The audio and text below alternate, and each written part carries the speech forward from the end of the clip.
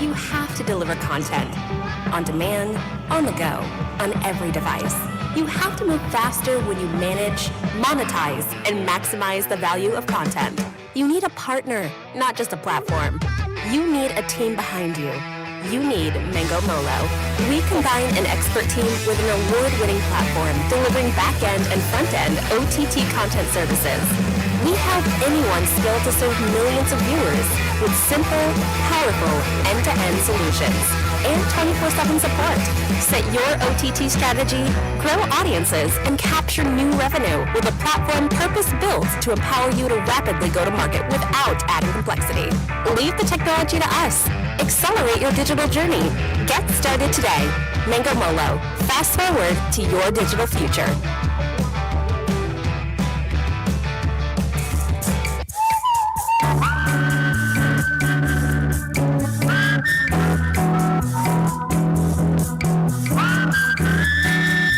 If you want to create something truly new, you have to dare.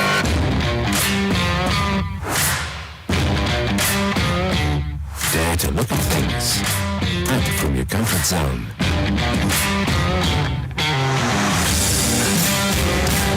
Dare to change perspective over and over. Dare to be the first to do it. Dare to unfollow the usual ones.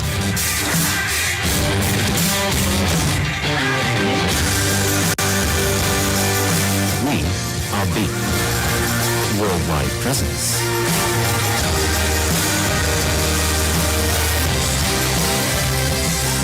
We are makers, doers, thinkers. And we're here to stay. Because we're here to dare.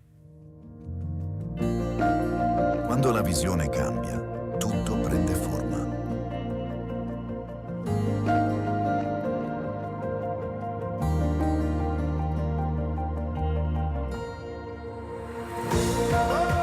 Dall'universo per Sidera nasce una nuova realtà.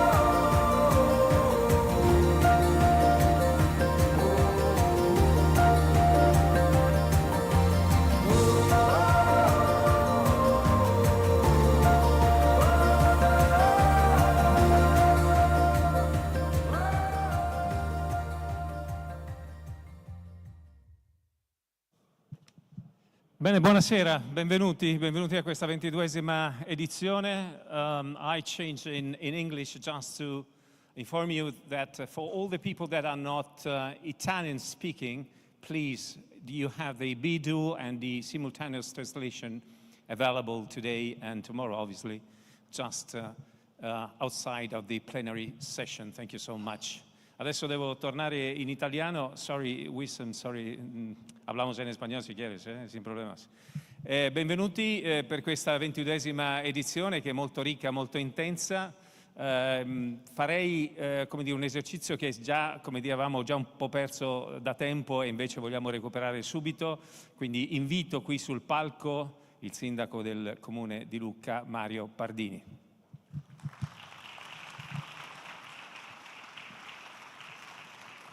Grazie, buonasera a tutti, grazie Andrea, siamo veramente contenti come amministrazione intanto di essere qua con voi.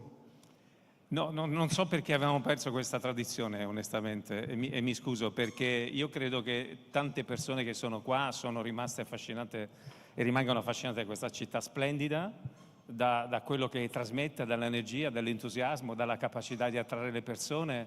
C'è una ricetta, Sindaco? però usiamo, come dire, non parliamo a livello istituzionale. No, non si parla di politica, si parla di fatti, si parla di concretezza. Ecco, vada di anche pancia. perché il pragmatismo totale che c'è ovviamente in questa sala, la politica a volte lo perde e poi si vede nella traduzione della disaffezione.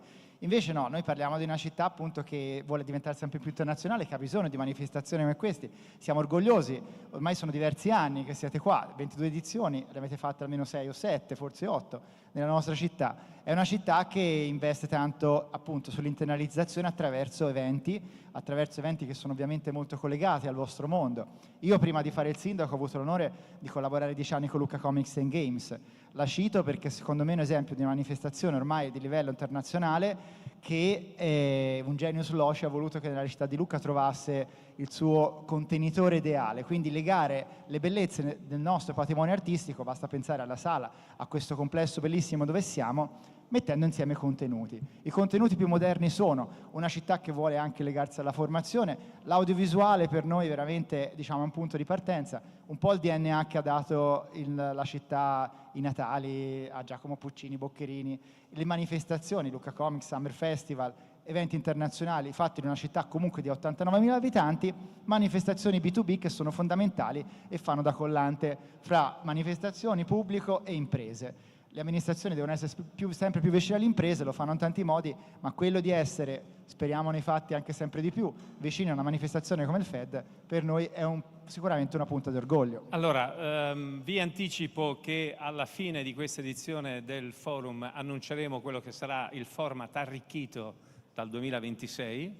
Prevediamo anche di fare, vi annuncio una primizia, un incontro con Mario Cipollini sulle mura andando in bici e quindi ci sarà anche questa opportunità.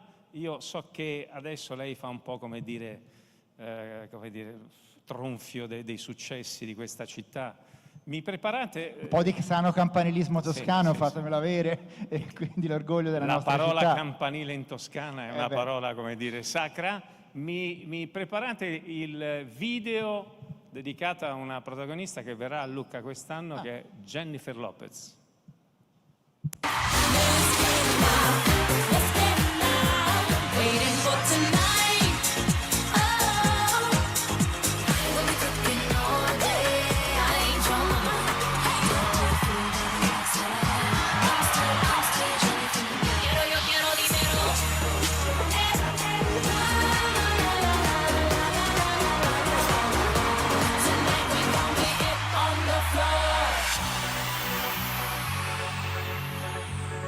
A parte che non oso pensare che cosa accadrà quella notte. A Lucca lei si farà un selfie con Jennifer Lopez?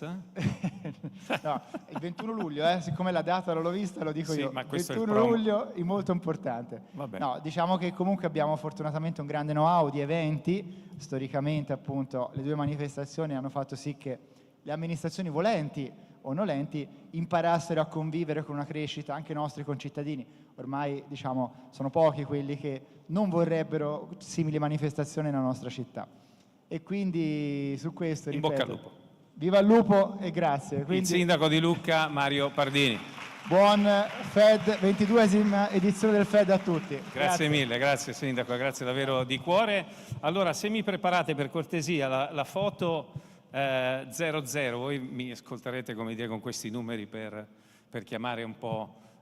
Questo ovviamente il sindaco di Lucca che ci ha appena salutato, la 00, per farvi vedere che saranno 2 giorni davvero molto interessanti. La parte ovviamente che sta alla vostra sinistra è la giornata di oggi, domani una giornata molto intensa, anche perché alla fine la prima novità che vedete è che la cerimonia degli awards non è più inserita nella serata di gala, ma sarà domani. Ci sono davvero tantissime cose da fare. Se poi mi mandate invece quella di oggi, perché dobbiamo correre immediatamente, perché se non sbaglio abbiamo già 5 minuti di ritardo. Come vedete, tutta una serie tecnica davvero molto interessante che si conclude poi con la presenza del direttore generale per l'organizzazione dei servizi di digitalizzazione e comunicazione audiovisiva del Governo di Spagna, Carla Redondo. Avremo una seconda parte che si concluderà con lo sport, la presenza del Milan, del Bologna e poi Sandro Sapatini, personaggio di spunta, e tante altre belle cose.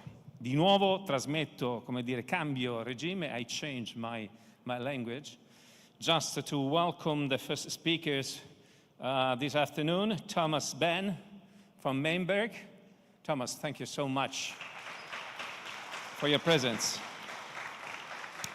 You have an amazing challenge in this sense, speaking, welcome, in Lucca. So, very tall, yeah, it's okay. I try to play basketball in my life. You play basketball? Yes, sir. Yes, yeah, for sure. Okay, I will try to do my best. You have 10 minutes to describe the Super Bowl and the spatial synchronization of the Super Bowl. Thank you. Thank you.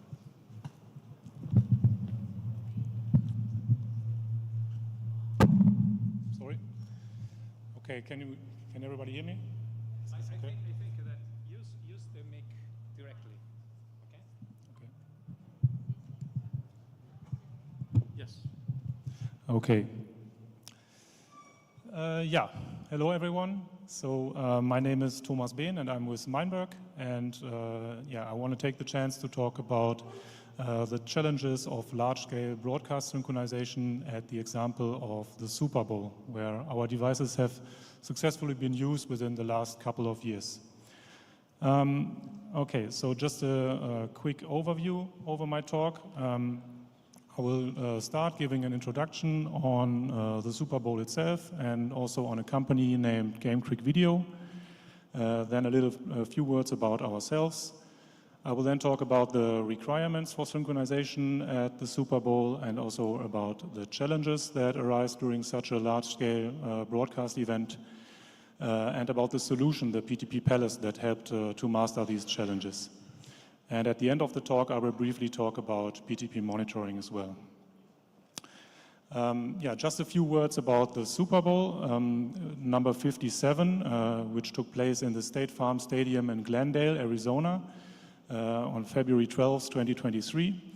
The event was covered by Fox Sports for the 10th time, and they had 8 OB vans on hand for production from Game Creek Video. It was the first Super Bowl ever to be televised in 4K UHD, and it was also the most watched telecast by then with 115.1 million viewers in average. Besides the 8 OB trucks, they had 32 kilometers of fiber and other cables, 94 cameras, including 2 sky cams and 13 pylon cameras, and also 29 field-level microphones in use.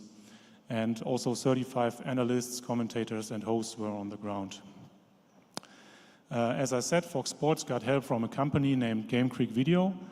Game Creek Video serves media networks and production companies with mobile production units. So they have over 50 OB trucks, which they build together with major networks for special purposes. And they do all IP, all SDI, and also hybrid remote production, while most events today are hybrid. They are present at all kinds of televised events in the US, like the Super Bowl and also March Madness, the NBA playoffs, and so on. And together with a number of supplying companies like us, they built what they called the PTP Palace, which is a time and frequency reference for OB production. I will talk about that in detail later. But first, let me talk about Meinberg, which is the company I work for. We call ourselves the synchronization experts, as we sell professional time and frequency synchronization solutions. The company has been founded in 1979 in Bad Pyrmont in Germany, where we still have our headquarters and where we do develop, build, and test everything in-house. So we have our own hardware, software, firmware development, our own production facilities for PCBs and also mechanical parts like chassis and so on. And we also have our own test department for EMC tests, shock and vibration tests, climate chamber tests, and that side of thing. We offer 2 different series of network time servers. The LAN time IMS series, which is a very flexible, hot pluggable solution, and the more compact and cost-effective series, which is the MicroSync series, which comes in a number of pre-configured hardware configurations for different industries. And apart from that, we also have the PTP Track Count, which is a tool for comprehensive monitoring and debugging of PTP. Okay, so a few things about the requirements for synchronization at the Super Bowl. There were equipment from many different vendors has been used, and of course also a lot of existing equipment had to be reused. So there was a very high mix environment, while some of the ST2110 capable devices like cameras, vision mixers, but also audio mixing boards and closed captioning systems or intercom systems already required PTP, precision time protocol. A couple of other devices like audio video editing servers and also time of day clock displays like the one shown here required LTC or linear time code. Some network switches and control system servers also required rough time of day synchronization and didn't support PTP, so they needed NTP as well.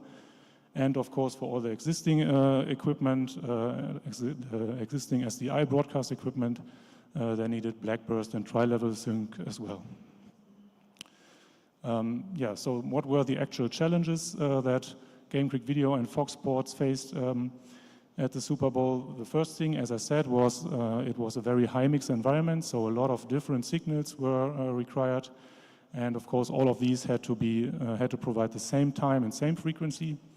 The second is the sheer amount of data.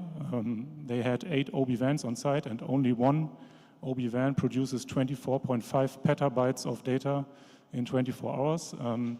So while you keep your switches busy with transferring all that data, you need to make sure that timing protocols like NTP or PTP are handled with high priority, and that the switches stay synchronized and keep providing a good time to the downstream clients. The third point is they had to follow dynamic workflows. They had to be able to integrate third-party vendor equipment on a per-day basis, while most OB provider deployments don't follow any standards, so that you can never be sure that different providers come with the same requirements. And the fourth, and from my point of view, the most important point is that they didn't have, or that they only had limited access to GPS. So some of the OB vans had to be parked underground, so they didn't have any GPS signal at all. And they also had no other ability to log to external references. And also, even if they had GPS, GPS can easily be jammed or spoofed, and you need to make sure that you are independent from GPS.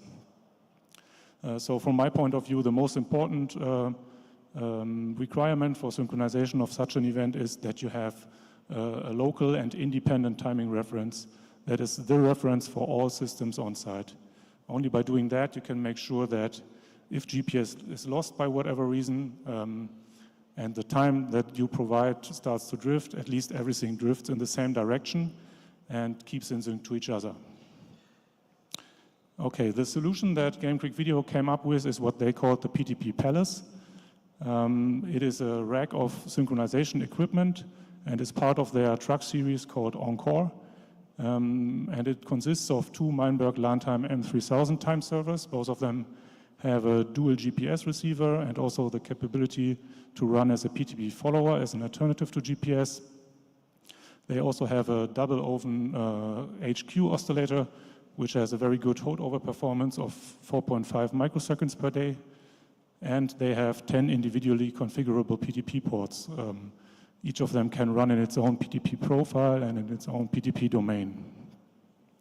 In addition to that, there are 2 Arista switches running in transparent mode in a PRP configuration, 2 generators for test patterns and baseband signals, which are synchronizing via PTP to the M3000s, and 1 automatic changeover unit and 1 distribution amplifier, also for the baseband signals like blackburst and tri-level sync.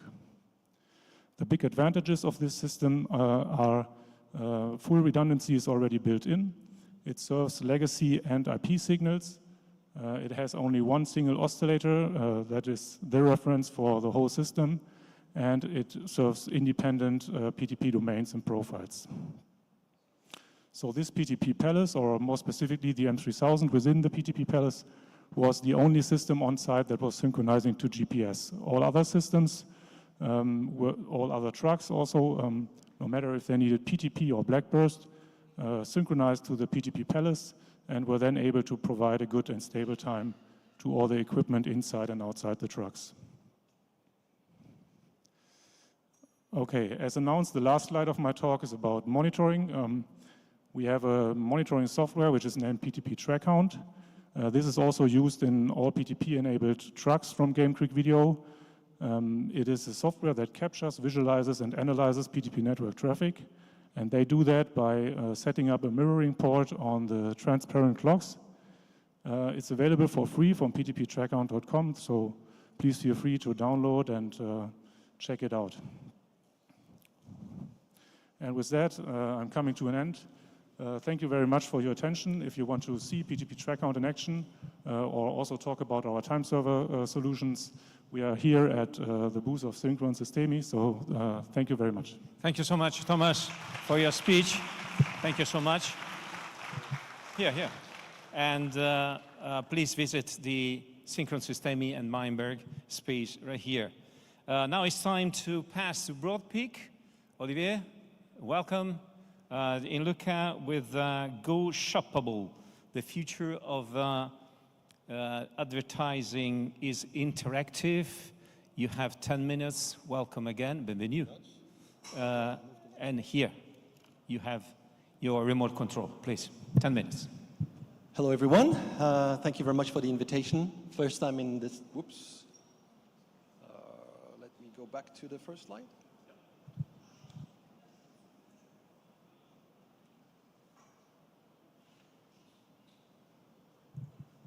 To the beginning, please. Yeah, first slide.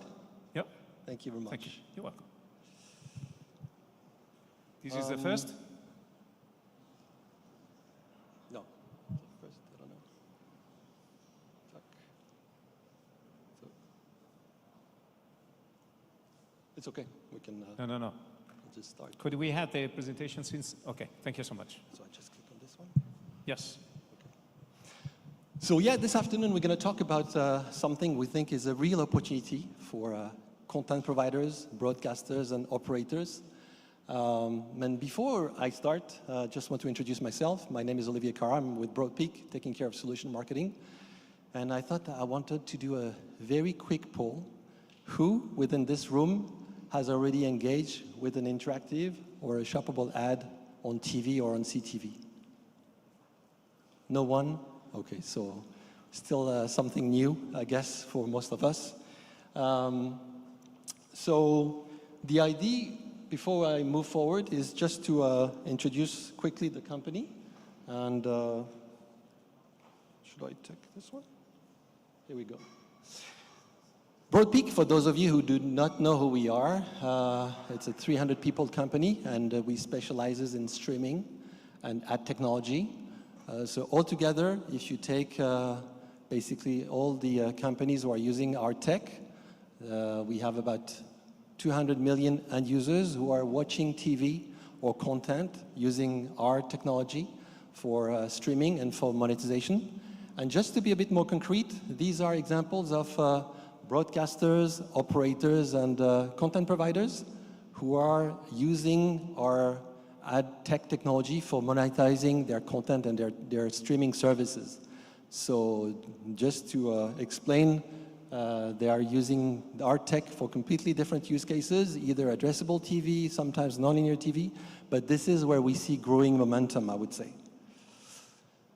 Okay, so if we want to look at the market trends, I wanted to pick one analyst report, and as you can see in the monetization ecosystem, there is, at the root, I would say, of the pyramid, we always have to look at the advertisers, because at the end of the day, they are the ones investing the money with their ad budget. And as you can see here on this slide, something which is going to be essential for them this year is going to be shoppable ads. And this may seem new or future, but as a matter of fact, there are companies who are already doing it, who have been doing it for many years. If you look at Google, YouTube on TV, the brand extension feature that allows you viewers to shop on TV has been around since 2021. So it's not completely new, but I would say for the vast majority of us, it is still new. So in general, if you move to a monetization ecosystem, you have to make a number of decisions. You see here the main decisions that you need to think about. including what content you're going to monetize, what type of inventory you're going to sell, how you're going to sell it, and those kind of things. And usually, it's pretty straightforward. On TV, you always deal, till to date, with what we call linear inventory, which is pre-roll and mid-roll, that everybody knows for addressable TV or for VOD. But as you can see now, there is a new component that you need to think about, and this is interactivity. And this can be a game changer in terms of value and growth for ad revenue. One of the reasons why it's so important is that in the advertising world, there is no evidence that someone has watched an ad. When you send impressions, there is no proof that someone has actually seen the ad on the TV. And when you start getting into that kind of interactive use cases, for the first time, you have a proof that someone is interested into the branded product. And this is a game changer. The value of the ad, when it starts to be played with an interaction level, is completely different. So we're talking about interactive TV ads, but if we want to drill down a bit closer, we need to see, what type of use case we're talking about. And I thought I would start with this kind of representation, where you see at the top the different ad unit formats that are interactive, non-interactive, linear, non-linear. I would say this is, in 99% of the cases, what the ads that you're watching on TV fall into the linear category with the pre-roll and mid-rolls. This, what I would say, represents 99% of the inventory being sold. But you see here, if you want to go into the shoppable ad direction, we need to go into the interactive use cases. And then we can see a full set of applications. You can think about voting, you can think about betting, surveys, but the ones we're interested into is really the shoppable one. And then you can see here different types. So for instance, microsites are really custom-based, and this is, when you talk about customization, it means that it's hard to scale. Clickable display ads are, for instance, the ones that you can think about when you have banner ads. But the ones that we were interested into is really the standard ad use cases that we need to make shoppable in some way. So how do we make standard ads shoppable? And that's the purpose of the next slide, is that you need to look at the low-hanging fruits. So today, everybody is selling, I would say, linear ad unit formats with pre-roll and mid-roll, in most cases. And the idea is to transform this inventory into a shoppable ad inventory. And you can see here, there are a few things that you need to basically take care of to make them shoppable. This is the default ad that you watch on TV, and the shoppable ad is very close, but there are a few changes that you need to think about to tell the end user that this is a shoppable ad. It needs to be very obvious, it needs to be explicit, that the user, you, can interact with that kind of ad. So, what are these transformations? Well, they're, first of all, you need basically to add a kind of logo or a kind of message to tell the user that this is an ad that they can click on with their remote control. And the idea here is to squeeze, I would say, the footprint a little bit so that they can really engage. And you see here that there is just enough space so that you can display a message to click on your remote control and get the message sent. And in this case, the message sent is sent to a companion device. A smartphone is the most convenient way to get a message, but it could be sent to any device. This is probably the most modern way of watching TV, basically interacting with the smartphone and watching TV at the same time. But it could be an email, it can be a text message, it can be a notification in an app. All these channels work in the same exact way. The only thing you need to pay attention to is really to avoid overlapping anything on the ad itself, as there are some mandatory statements that you have to be careful with from time to time. But this is basically the idea, is to click on the remote control and get the message on your smartphone, which basically lets you keep watching the content on the TV and start interacting with the branded product on your smartphone at the same time. So that's the idea that we have to make the user experience as seamless and as smooth as possible. So If you look in terms of ecosystem, the digital advertising ecosystem is still a bit, I would say, fragmented. It's still a bit complex. And if you're familiar with that kind of ecosystem, you will recognize the most typical, I would say, components and players in this ecosystem: the video pipeline, the demand side, the supply side. But there is one component which is unique to that kind of use case, is the CRM, because someone needs to send those notifications to the end users, whether it's a text message, whether it's an email, whether it's a notification in an app. This is really the key component which is new and which is going to be mandatory in that kind of use case, and basically notify the end user where to go if he's interested into this branded product. So that's how basically the loop is being closed between, I would say, the back end and the end user devices. So in the beginning, I basically mentioned that there is something very important in terms of inventory value. And what I'm talking specifically about is those click events. Whenever you click on your remote control, this basically is going to multiply the value of the ad impression by X times. Because this is an evidence, this is a proof that someone is interested in the product that is being advertised on TV at that specific moment. And by the way, there are two types of user engagements that can happen. You can click OK on your remote control as a first stage, but then you can also click OK on the notification you get on your smartphone when you get that first message. So those two events are extremely important, and whenever you're able to send that back to the advertisers, this is basically going to be how you can scale your ad revenue.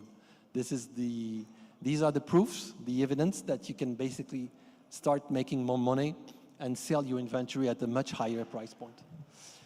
I think I have one more slide to conclude. So today, I would say the traditional TV advertisers are basically enabling the ad revenue through broadcasters and operators.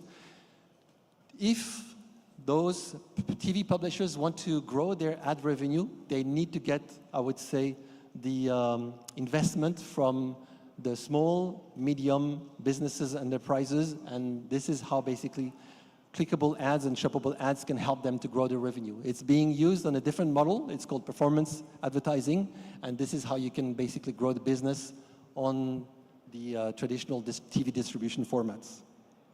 Thank you very much. Thank you, Olivier. Thank you so much. Very interesting topic, even because, as you know, the monetization is important for the broadcasters and the evolution of the new product. Thank you so much for your presence, and obviously the invitation to visit the CVA stand here in the FED 2025. And now the first roundtable with distinguished speakers coming from several regions in the world. Diana Arsene from Chiron, Laurent Boldrini from Alpha Networks, Nir Gilad that represent Immergo, Andrea Lugoboni Harmonic, and Thierry Turcot, the Dailymotion Pro. An applause for our special guests.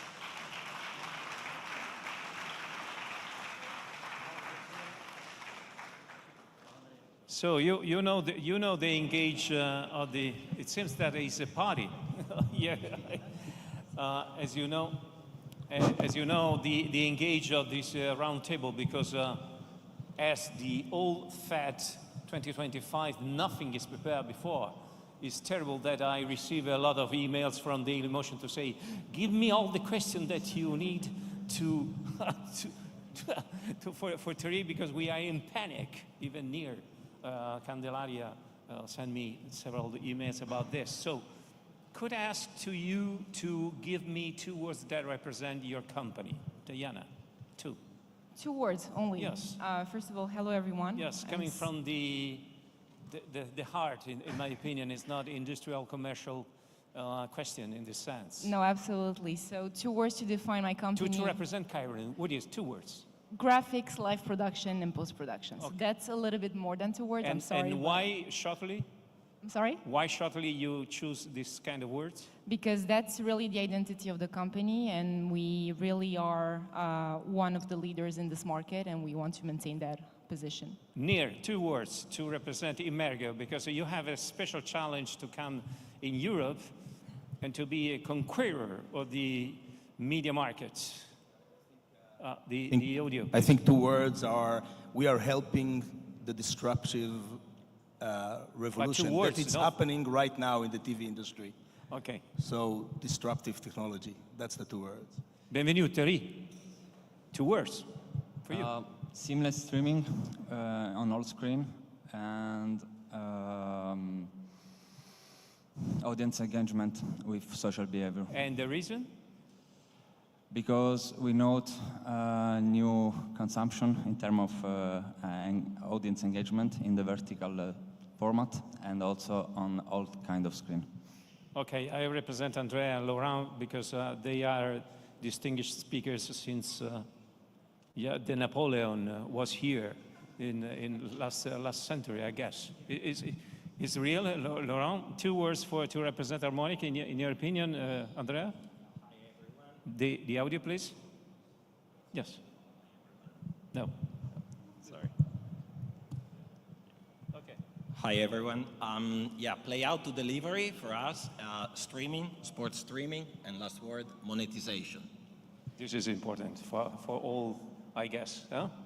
Yeah, just to invest and to be back the money that you invest in solution and innovation, I guess. Why are you smiling, Terry? Why are you smiling? About the monetization. This is the real needs that's coming from the media industry, I guess. About the monetization, we need to talk about contextual targeting. That is something that is really important now for Dailymotion. But maybe it's a subject that we need to answer to the W question. So where, when, who is watching, where is watching, and when is watching. Laurent, it's your turn. So, yes. 2 words to represent Alpha Networks. Hi everyone, buongiorno a tutti. Alpha Networks, we build and provide a full end-to-end OTT platform for broadcaster, content owner, content provider, including the full range and the monetization. And yes, monetization is the pain point for everyone because the first thing is you see a platform as a cost. It's not as a cost, you need to think is as an investment to earn money in a short term. So, you realize why we organize a roundtable? No. Oh, yes. just to make a point on the situation, real situation right now. So, you need to tell us what is the challenge now with your clients, with your partners, with the needs coming from the industry, and please don't wait that the presenter tell you to give your opinion and your comment. And I invite our special team, when you transmit the video, when I call you the video with no audio, just to have some example that coming from your company. So, what is now at day 5 of June, the most important challenge that you receive from your partners, clients, markets? Who starts? Nir. I think most of our clients are feeling right now that there is a revolution in the TV industry. If I can compare it to another revolution that started, I don't know, 20 years ago in the mobile industry until 2005, as a consumer, you had a stupid phone and all your mobile content was consumed or controlled by your mobile operator. So if you were a T-Mobile or a Vodafone consumer, you got all your mobile content through there until Apple came, built a smartphone with an operating system inside and actually turned over the entire industry. In 3 years, they turned it into a multi-billion-dollar industry and they took over the walled garden from the mobile operator. Now everyone can create mobile content. Same revolution is happening right now in the last few years in the TV industry. Until 4 years ago, if you buy a TV set of Sony or LG or Samsung, it was a stupid device and you needed to connect to an operator. You need to connect to a cable operator, a satellite, an IPTV operator to decide what content you will consume. Nowadays, it's changing. Samsung invented the smart TV, followed by LG, by Hisense, by Android TV, and now they took over from the cable and satellite operator.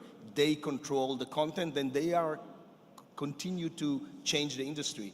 Every operator, every broadcaster, every single small channel from anywhere in the world can go direct to consumer without any intermediates, and I think that's the main challenge during those. Are you agree with this position of Nir? Yeah, totally. On Dailymotion, we know that all the media company, publisher, broadcaster are losing ground. In terms of content, because the content is off-site, more and more off-site. Also, they lose all the data that is coming from this content. So to come back to what Nir said, they need to keep back the ownership of this content. Could you show the file number 8, just to have some numbers and just to describe the situation, so we are able to discuss about this? And if you agree, I will go in the audience for the first time and look at just to take some question coming from the audience, because it's quite interesting. This is your numbers. It could be? Yeah, correct. For this reason, you smile. Yeah. So what means this kind of picture and amount of countries, videos, and services? Yeah, so just to explain a little bit, as you know, Dailymotion is offering an end-to-end solution that is covering all the video process, from the upload to the delivery to the monetization.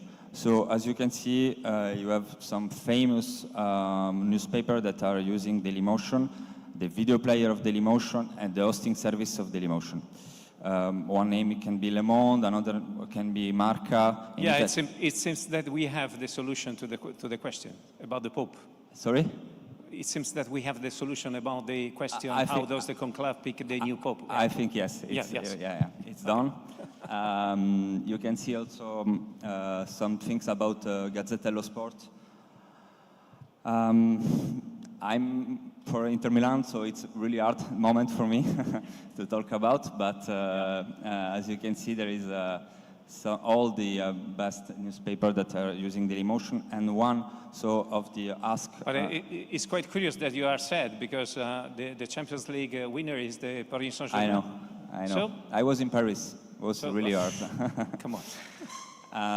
And by the way, so to come back to the first question, the idea is to keep the content to the publisher and allow them to monetize with a unique solution end-to-end.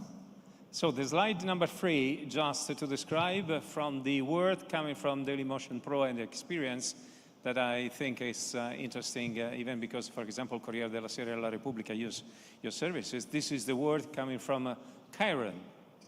That means, Diana? That means storytelling creation, and I actually agree with what my colleague right here was saying. The broadcasters are not mostly the leaders on the content that they're getting from the actual producers on the fields, like the leagues, the championships, and so on. But the broadcasters can definitely be the leaders of their own storytelling, and that's thanks to graphics tools like ours that we propose in Chiron.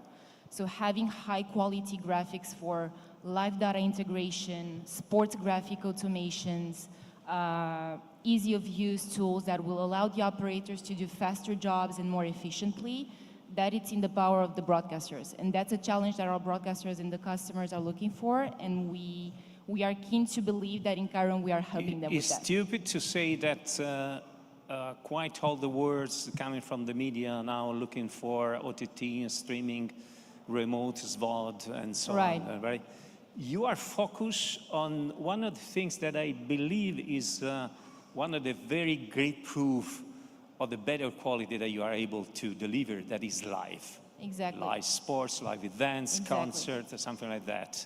In that, I guess that you can say something very, but it's curious, this It's absolutely true. attitude. Yeah, absolutely. We also do generate post-productions, but Yeah. mainly the most activity that our customers are using and generating with our tools is for live production, for news, sports, entertainment, even e-games. So that's mainly the main course that the broadcasters are looking for, definitely. Okay, it's time for Andrea, and so use the video of harmonic number 7 with no audio when Andrea say your opinion about this. Yeah, sure. Basically, we see that our traditional customer base remains under a great pressure on cost optimization. We, as Harmonic, are working with all the possible tools, AI, machine learning, and with the cloud providers, for instance, to try to lower that. We see that there are new ways to approach this market.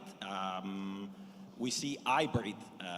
That's it's a wide word, but hybrid approach seems now. A lot of people went to cloud, then realized that there were some high cost, and then remaining on the cost base.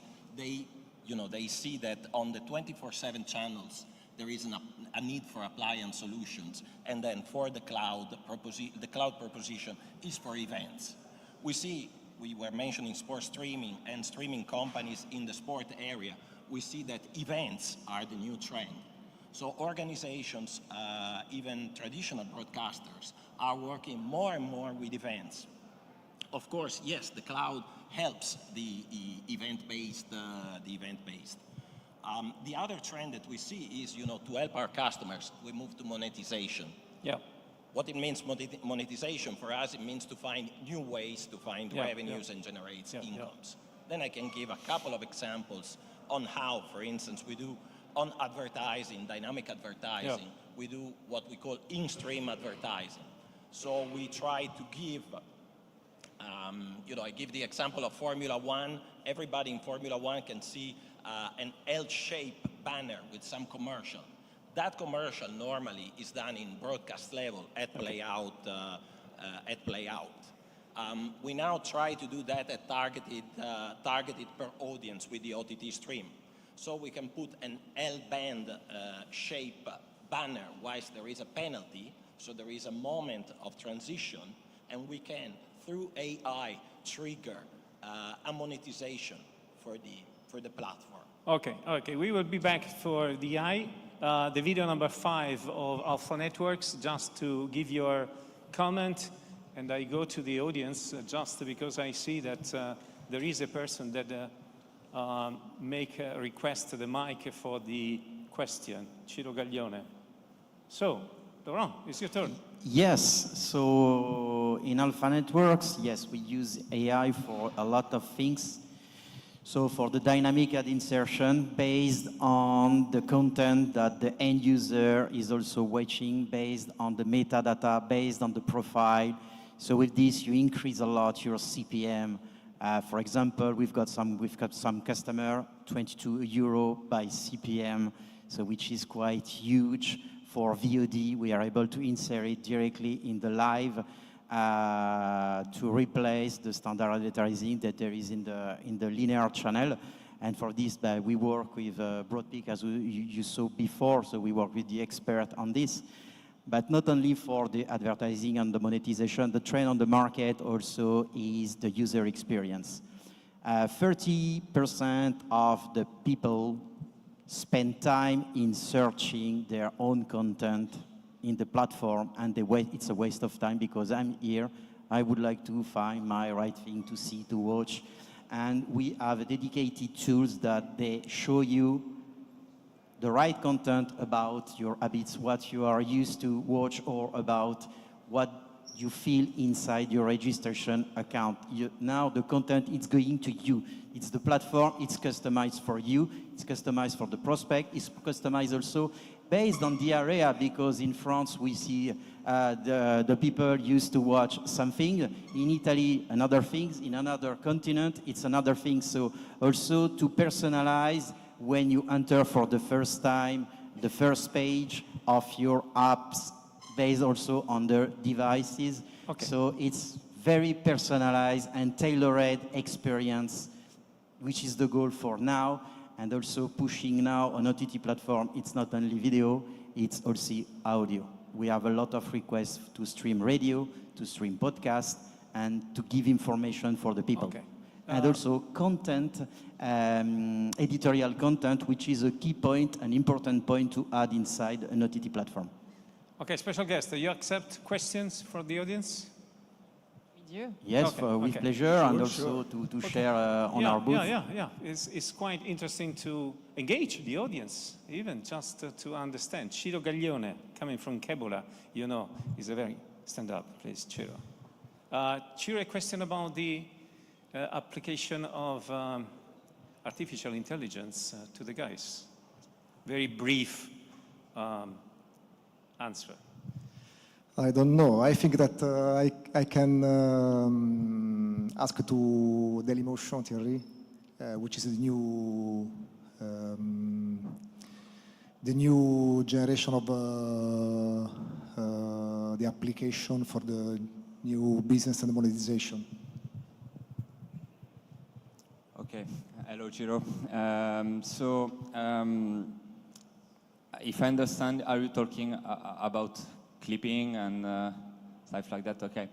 So in Dailymotion, it's something that's really important, the clipping. We are, thanks also to our allies, building a solution that help us to provide clipping from live content. For example, a match, and you can have some highlights from this match. This is the example. Thanks to this, we are also talking about starting from 60 to 9, moving to 960. I mean, from horizontal to vertical format. This is something that is really important. We know that it increase engagement and decrease bounce rate. We did some tests with Quotidiano Nazionale, some example in Italy, but by the way, the clipping is something that for us it's really important. If I could ask a short answer just to have more question and to be able to reply to all services. Paul Boyaski, welcome in Lucca. You have a question, a curiosity about this roundtable? I do. Thank you for having me. Laurent, you mentioned you get profile information to target ads. Yes. What exactly information from the profile you get?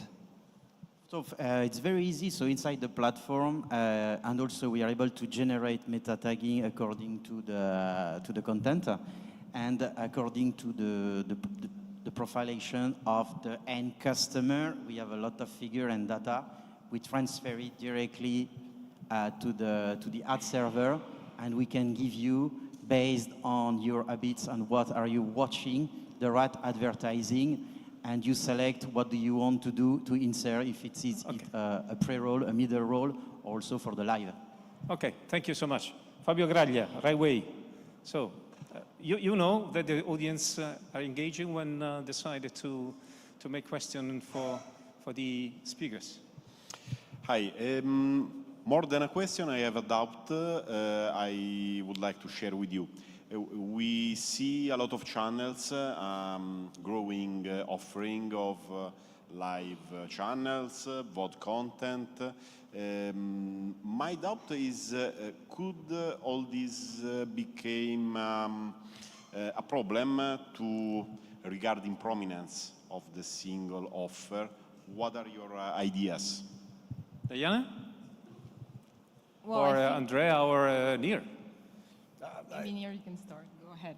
No, go ahead. So I think if you are a local TV station from anywhere in Italy, and you got used to broadcast your content with a linear channel to, I don't know, a few 100,000 people around you, suddenly with new technology you have the option to break those boundaries, to take your content everywhere around Italy, direct to consumer. You can take your content everywhere around the world. Not only a linear channel, but you can take all your back catalog of, I don't know, hundreds of programs that you produced during the years and put them on demand on your own VOD system, on your own OTT streaming technology. And I think that's a groundbreaking something that's happening right now. Thank you, Nir. José, muy buenas tardes, bienvenido. Your question. Thank you. I was curious about whether any of you make IA-based scene selection for ad insertion and sentiment analysis. Yeah, maybe I can take that and go back to what I was trying to explain. So we at Harmonic see the monetization part very important for our customers. We see this is a market that is growing. We see that there is an interest of new form of advertising. I take, for instance, some second division or third division sport federations. It's not super important to be super precise as the Inter Paris Saint-Germain Champions League final, and therefore their AI can play a big role, at least in this initial phase, where AI may be through machine learning is still not fully precise, but can help monetizing content that otherwise would not be monetized adequately for the standards of today. Broadcasters and federations, everyone needs to find new ways to monetize. I have Luciano Consigli, he's right here from Sky Italia. Stand up. And you have a question about this change and innovation in the media industry, Luciano, because you realize a very great quality in production as a Sky Italia. Yes, it's very interesting. Also the comment from Nir regarding the local television. I think is a great opportunity for the local broadcaster to expand the market. I think probably it's not yet mature, but should be an interesting opportunity, yes. Okay, the question is mature or not? Thank you. Thank you, Luciano. Welcome.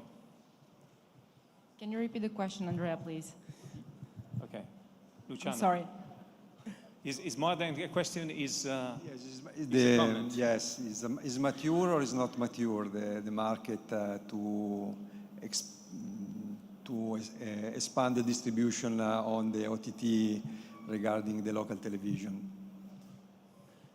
You understand? Very briefly, I think, I can answer that because probably Sky is carrying a lot of local channels, but also a lot of international channels. But then they can only pick few of them, and they can only get a very small window to each one of them. But there is now an ability to each one of those regional local broadcaster or any content aggregator to get a much wider window and monetize it, of course, either by advertising or by any way of SVOD, TVOD, or any monetization. Okay, we have 3 minutes to close, Thierry, because you have the microphone. So you are waiting to say something? No, at all. Yeah. So you are interested to distribute local station, or obviously? Yeah, about local, ones of... this local is quite ambitious word in this sense, because... I'm talking about local, for example, news, local newspaper, okay, or local content. One of the most challenge for the local newspaper is to fill the infilled inventory. So, for example, what is not sold. So that's why also the distribution of this local content to a general media company can be really important to target all this kind of content. For example, if you need to push your content in a newspaper, a national newspaper, it is one way to cover this infilled inventory. Okay. Laurent? Yes, I would like to add just something to share a use case that we have regarding local advertising for local things. We have a customer in a French overseas area, so it's very outside of the France. On the platform, the people, they are going to see dedicated and local advertising, very targeted based on where they are based. Diana, the importance of the graphic, 30 seconds. Yeah, so I would say that outside the advertisement, for us, the challenge is really to help our customers to do more with less. That is really a challenge for our broadcasters, and especially for an OTT broadcasting, which is really a remote platform that our broadcasters dedicate to third events, to second events, or to small entertainment productions.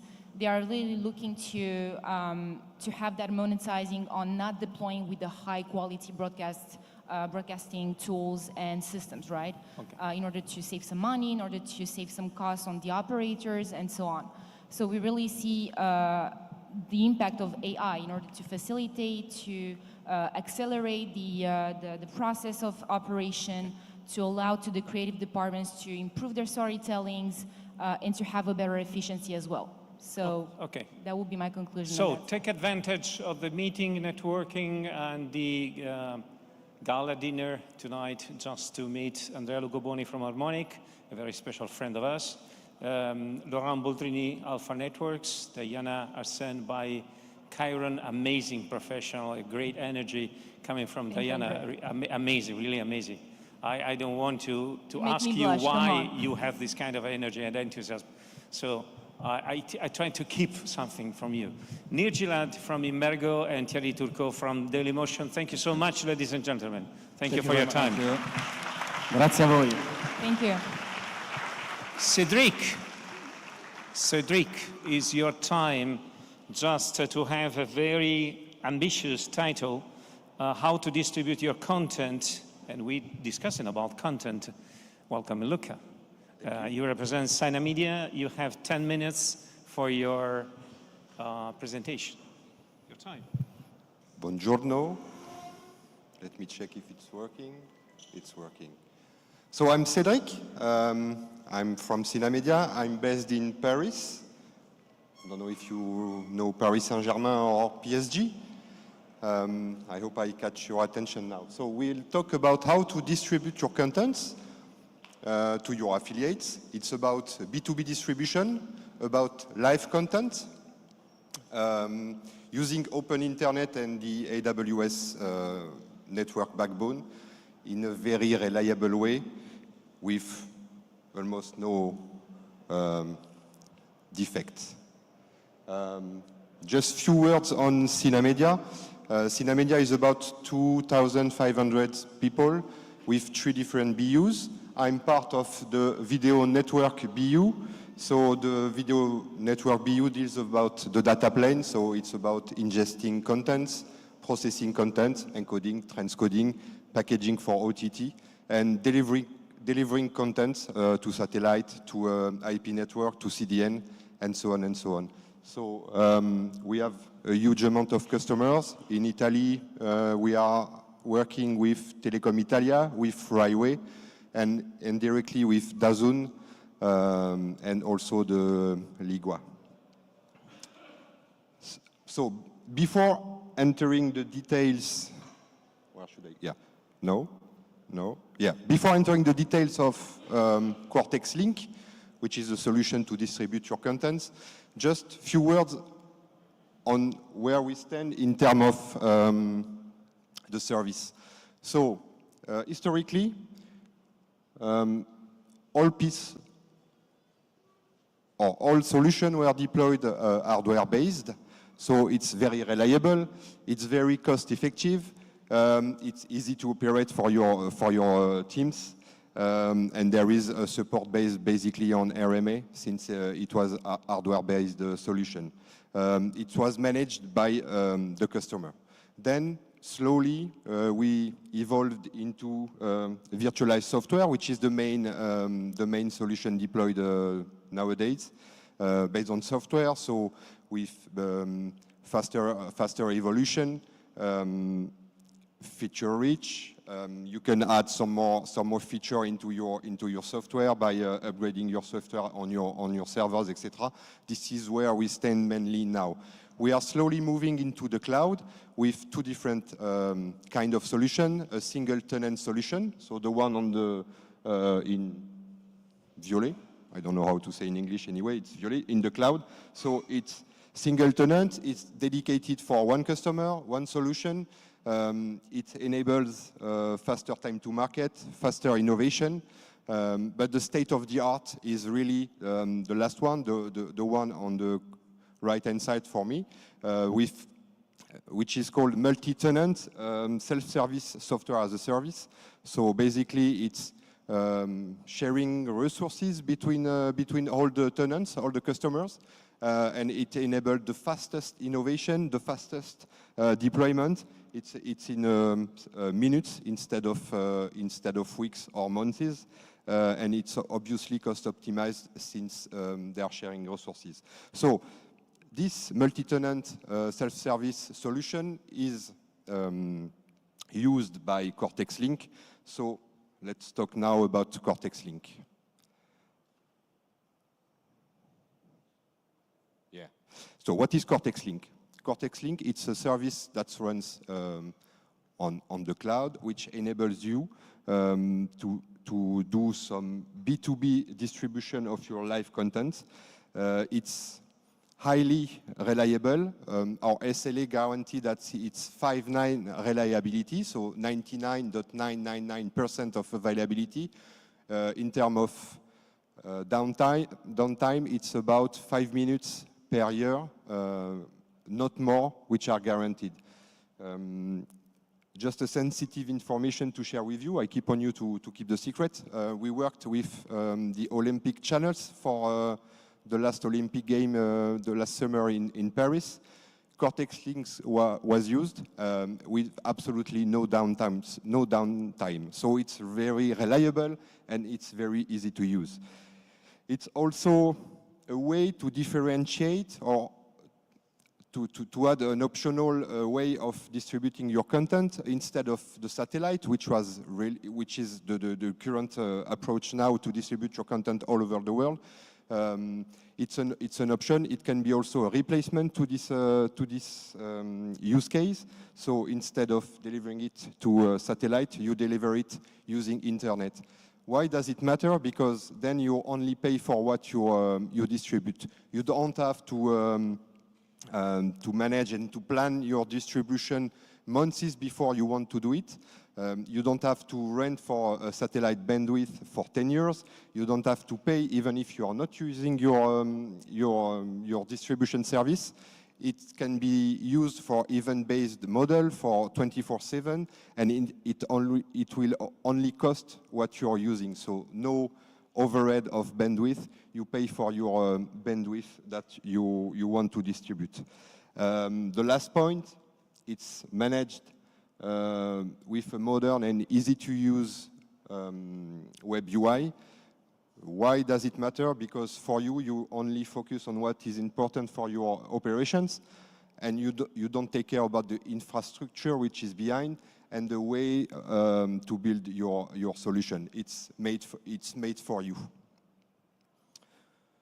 So basically, you can distribute your content from Europe all over the world using public internet. So, in 5 points, what is Cortex Link? It's a video delivery service made for live, made to distribute content to your affiliates. It's not direct to consumer. It's really business to business.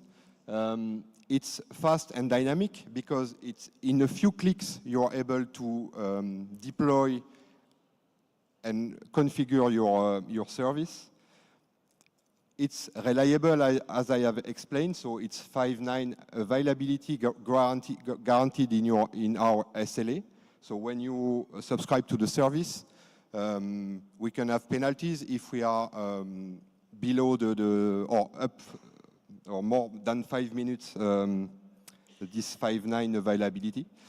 It's secured, of course. The content are scrambled during their transport all over the world. It's low latency, so from, let's say, Europe to Australia, the latency will be not more than 2 seconds. So if you compare that to a satellite distribution, it's even better than satellite because of the multiple hops you have to do to distribute your content. There is a bunch of analytics that's coming with the software, and it's easy to monitor the service and see where are the pain points. For instance, if it's on the receiver side, if it's on the sender side, etc., etc. It's a frictionless video processing. When you need to address a different market or a different continent, sometimes you need to convert your 50 frames per second in Europe to 60 frames per second in the US, for instance. We use some motion compensation, so there is absolutely no compromise when delivering your services. You can also do the transcoding from UHD to HD, from HD to SD. You can also lower the bitrate. We use the DCM technology for that inside the cloud, and it's completely managed and deployed for you. Just as an example, what's inside Cortex Link. So there is this self-service portal. It's public and generally available. The website address is cortex.io. That's it. You can go right now. It's deployed. It's in production. It's proved. There is some transcoding, analytics, encryption, scheduling if you want to do some event-based distribution. And we also manage the delivery network for you. So basically, you feed your content with some SRT gateway or ZXI. It can be VDCM, which is also a product we can offer for you. And you deliver that to your receivers, which can be MEGs from Cinemedia, or which can be any iVision, for instance, SRT receivers. Basically, that's what Cortex Link is doing. As an example, you want to distribute your content from London to Paris and Spain. So basically, we will build all the delivery network inside the AWS backbone. And if you want to deliver your stream to the US, we will add some transcoding because you need that to address the US market. So basically some frame rate conversion. Again, it's motion compensated. So there is absolutely no artifact when doing that. And if you want to transcode it before delivering it to Paris or Spain, there is you can do some transcoding with bitrate reduction. It's based on the VDCM, so the best quality on the market nowadays. One of my last slide, a very nice UI to manage your delivery. You see the world, you see your content and how you will feed your receivers. There is a bunch of API if you want to manage that via a control plane or a dedicated monitoring software. And it's done also for mobile in order to monitor that. Last one, if you have just to summarize what is Cortex Link, it's instantaneous link creation. There's no need of infrastructure. We're taking care of it for you. Ultra easy operations, and you only pay for what you use. Thank you. Thank you, Cedric. Thank you so much. Lorenzo Sei Denari, the Small Picture. You have a special challenge in 10 minutes, the future of video integrity. Lorenzo. Hi. Slides? Use this one. No, the slides. The slides here? Okay.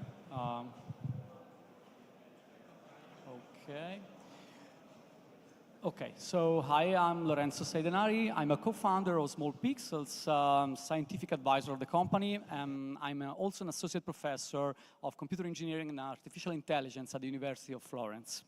As you know or may not know, Small Pixels is a company that leverages generative AI for a few tasks like bandwidth reduction, video compression, and video enhancement. We are a global company. We have customers all around the globe. And our use cases are broadcast entertainment, visual surveillance, and video conferencing. But today I'm going to talk to you about some more fun stuff. Because as a startup, we are committed to innovation. So we continuously study new ideas. We explore the frontier of research.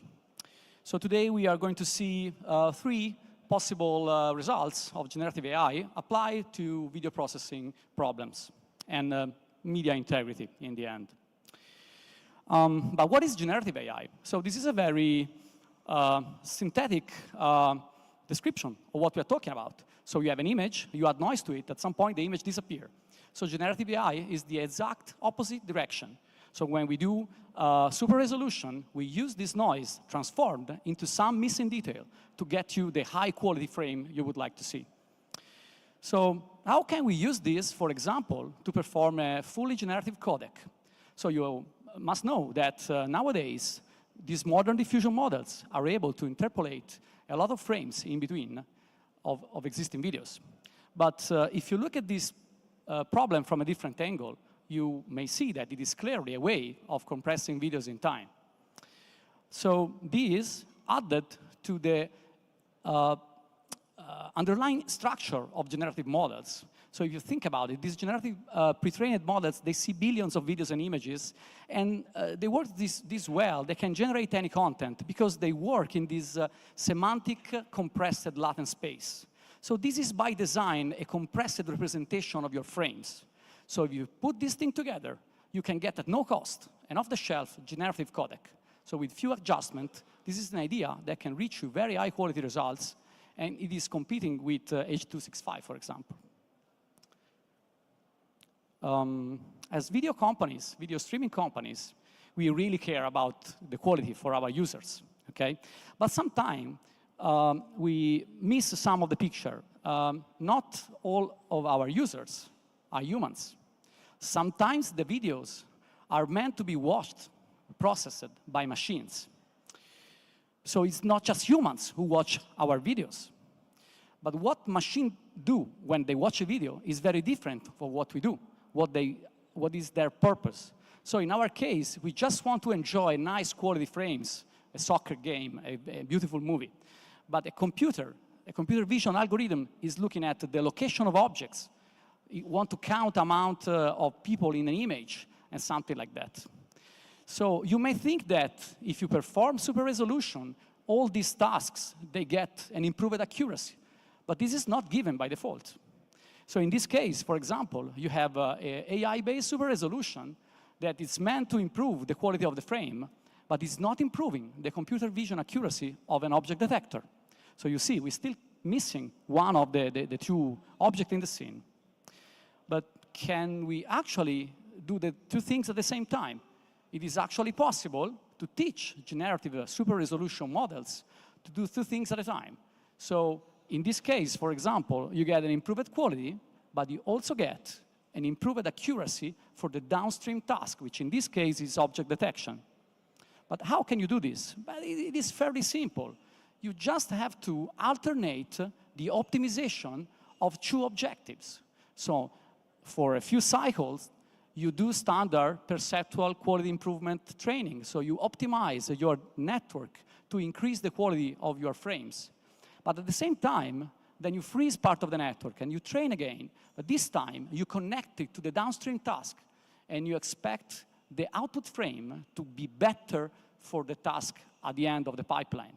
So if you do this a few times, at the end, you get frames that are very nice to watch in the end, but they are also okay for computer vision to look at. And you get improved accuracy in classification, detection, segmentation, all these tasks that we do all the time, and sometimes we just delegate to some pipeline down the road. So finally, you are maybe well aware of the existence of deepfakes.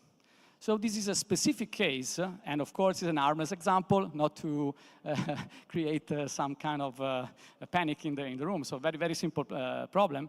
But this is very nice and powerful way of editing images. So in this application here, we just ask the user to prompt the system with an edit of the image we have, okay? And as you can see, it is very easy to swap a tennis ball with a tomato. So this is, of course, harmless. But you can clearly see the full potential of this technology and the risks involved. So instead of the tomato, you can put a person, and instead of the tennis field, you can put some jail background and create some fake images, okay? So can we actually defend our own media from this malicious usage? Can we do this? So one way that we study how to protect our media is adversarial machine learning. So this is a set of techniques that was born originally to study the robustness of existing deep neural networks. So how can I trust a model? Is this going to make mistakes if some noise is added to the image? So the interesting thing is that now this methodology can be used to protect your media. So this noise that we are showing here is added to the image to protect it from editing, okay?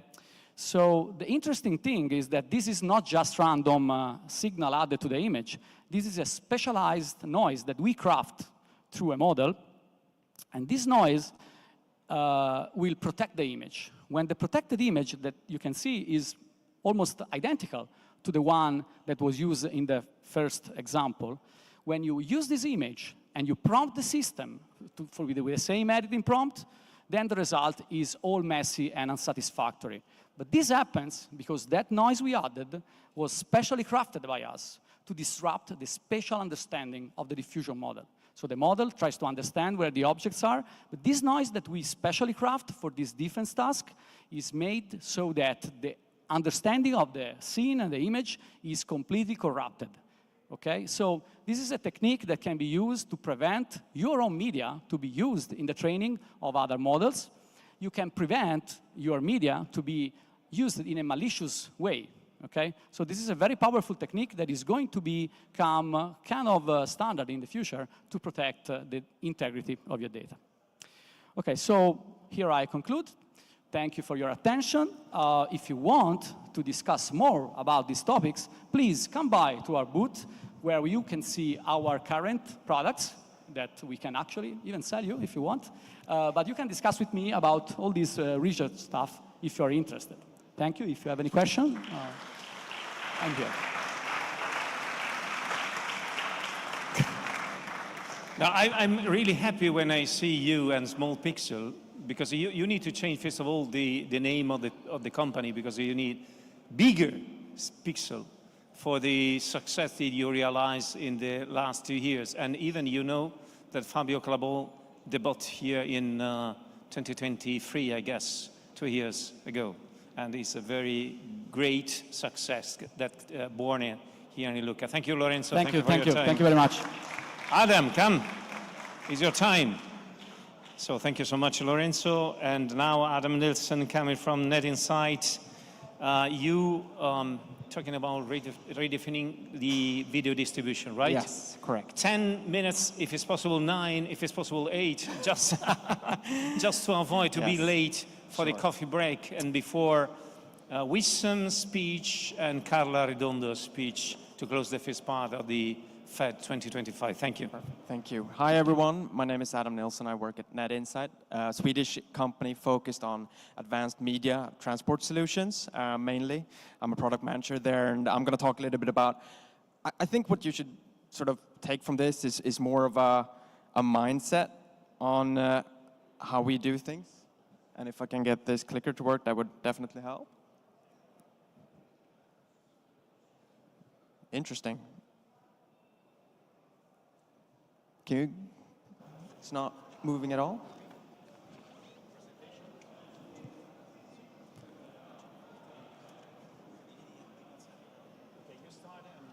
I'll start. Okay, I'll stand here and do this without presentation anyway.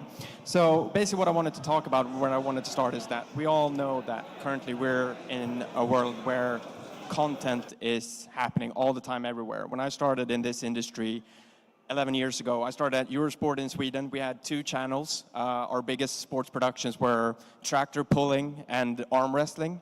That at the time felt very, great to us. And then we got acquired, and all of a sudden, we ended up with the Olympics. And during the Olympics last year, which I helped produce in Sweden for Warner Brothers, our social media team at the time was bigger than our production team we had at Eurosport when I started there 11 years ago. And what I'm trying to say with that is that what we're seeing is just a huge amount of content that goes out there, and it needs to go from anywhere to everywhere. And that means that we need to have different types of solutions in order to solve that. What we're talking about is basically being able to get from a tier 1 event to a huge widescreen TV with high quality and then also being able to basically have a tier 3, tier 4 event, which might be a small football game to a small cell phone, but everyone is expecting the exact same type of production value, the same type of, quality, even though it's a much smaller event. And what we're seeing when we're hearing, and we've heard all these presentations and solutions about how this can be done. You can put all of these things. You can rip out satellite and just replace it with IP and everything will be fine, right? And we're in that world as well, but that's not always the case, right? Legacy is there for a reason. You've invested in it. You want to still use that and leverage that for as long as possible, but maybe for the new things, you want to use, the new technology. So what we're talking about here, going from sort of what you had to what you want to have, is a huge step. And it's very easy to fall down a trap where you take a huge dive into Amazon or Microsoft or Google or some cloud provider out there, and you end up paying a bunch of money, and you're not really leveraging what they give you. These services are all great, but you need to leverage them in the right possible way.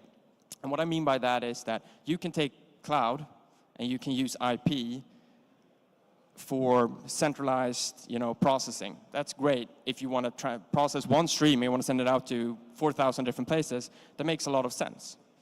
The problem starts becoming when you have all this content that needs to go out in different qualities. You want to keep that low latency, but someone wants it on their phone, so they want a different protocol. Someone wants it in a different frame rate, so you need to do some frame rate conversion. Once you start doing that centrally, that's going to cost you a fortune when it comes to money. Because that means you're going to end up having, well, look at that. Hopefully can we get the next slide as well? It's not happening. Well, look at that. So basically what I was proposing is the way we look at it is that what you want to do is you want to be able to transcode anywhere, either on the ingress point or the egress point, or in the middle. It depends on the actual use case you have. So with our platform, what we're proposing is that depending on what use case you have, you want to do this at certain points in order to keep costs low and have an adaptive solution. That is not a one-size-fits-all solution that will just work everywhere. You need to adapt to your specific use cases. And that's what you can do with our adaptable platform.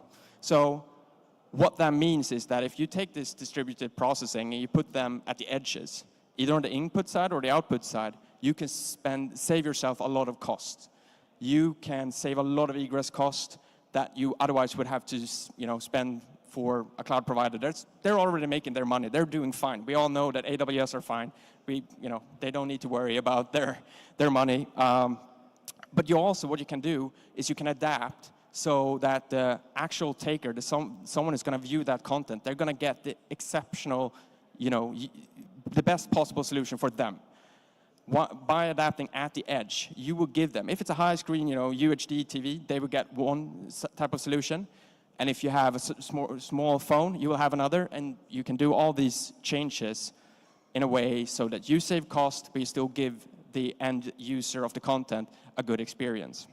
That also makes it possible to optimize your network so that you use it in the most efficient way, which we're seeing time and time again, and I'm hearing about all these solutions.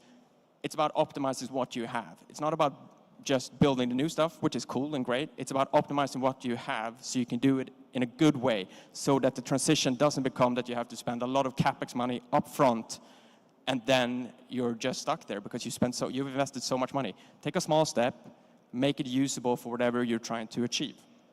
And with these edge processing features and what we're trying to do on the ingress side or the egress side, it gives you a possibility to actually monetize by doing dynamic ad insertion. You've heard a lot about ad insertion, but being able to actually get as close to the end user of the content as possible makes it possible to also give them their type of commercial, what they need in that region, in that city, even in a stadium. There's screens all over. You want to put, if you're in section 101 and they have a merchandise store next to you, you want to put merch, commercials there. And if you're next to a bar in section 104, then you want to sell, beer or wine or whatever it is. That is possible by doing this type of processing at the edges. It also gives you a possibility to actually have an agility in the way you launch things. You can quickly do it. It's something you can do over and over again. It works the same way. It doesn't really matter what type of platform you do it on, or you do it in the cloud, or you do it on-prem. You should have an architecture that's agile enough to be used on all of them. So you just have to do the same process over again. It will become easy. You'll have, whatever scripts it is, or whatever AMIs you might have. You will know exactly what you need for a certain event, so it becomes the perfect for what you're trying to achieve. And that makes it possible for you in the future to scale things up when you need it and adapt to whatever market you have. Because all of a sudden you will get an event, we all know it, you might get a call on a Monday that, we need an event to be up there on Friday. How do we get that done? Do we need to get all of these, hardware out there, or can we do it in a different way? So try to think of getting and using an agile way of doing that. So just to sort of summarize what I talked about, and you didn't have to see many slides though, so that's good, I guess. Basically, if you look at what you're doing today, be intelligent about how you do these changes. When you're removing satellite and going into IP and cloud, really take a hard think about how you do that. I know some of us, we're vendors, we're trying to sell our product, we make it sound as easy as possible, but it can go very, very wrong. And you end up signing a contract for 3 years with a cloud provider, and after those 3 years are done, you're locked into that vendor, and all of a sudden they're gonna raise their prices, and it's gonna be tricky for you to get out of that. So think about that, think about making it possible to process your content on the edges. Do that as much as possible in order to keep costs as low as possible and have as good of an experience for the end users as possible. Be efficient, reduce these costs and enhance the quality. Make it, like I said, make it as good as possible for everyone. And in the end, build something that you can scale. Start with a small event, not many viewers or that, but build that with the mind that you want to scale that to have 1 million viewers, because that's going to help you in the end. Don't have one size fits all solutions, because that's not going to work. So yeah, I kept my time without having slides. I'm happy with that. Okay. Thank you. Please. Thank you, Adam. Thank you so much for and sorry for the beginning. Wissam, again, speaker here on the stage of the Fed. You are so athletic that you come with a very relaxed attitude. This is very special. Go OTT success and artificial intelligence dilemma. What is the dilemma, Wissam? I think we're all out of business. Actually, this is what I thought a few years ago when I was experimenting with Gen AI, early models of that. What I realized is, in just a few years, the leap that AI has made is as big of a jump from telex to 5G, just a few years. But then I started thinking about that, doing more research and experimenting more, and I realized we're back in business, except it's business on steroids. So AI has become a catalyst. It's just like turbocharging your business. And if you're in the broadcast OTT space, I think there's a very big opportunity. My name is Wissam. I'm the founder and CEO of Mango Molo. So we work with some of the biggest broadcasters globally. We serve content to a few million users a second. And what we realized over the last 10 years, the constants remain constant. So it's 4 pillars, as per our experience, that can make it or break it. And those are the same. AI would catalyze that, it would enhance that, it's going to speed up your growth. And those would be content, business, technology, and distribution. If you get those right, then you've got a big shot. Now, I'll talk briefly about each one, starting with content. So what makes good content? And on every one of those slides, I've got a pillar X AI, so how that is changing with AI. So we believe that any content can be good content. And that is a new thinking hat in the OTT space. If you produce golf content in Lucca, you're a community channel in Lucca creating golf content, I don't think there's a big enough market for that. But if you are that same entity with OTT, you can reach out to anyone who's interested in golf all over the world. And trust me, that could be a market. So the thinking hat is different. Now, we get a lot of questions. What kind of content? Is it sports? Is it entertainment, dramas, soapies, sitcoms? It really doesn't matter.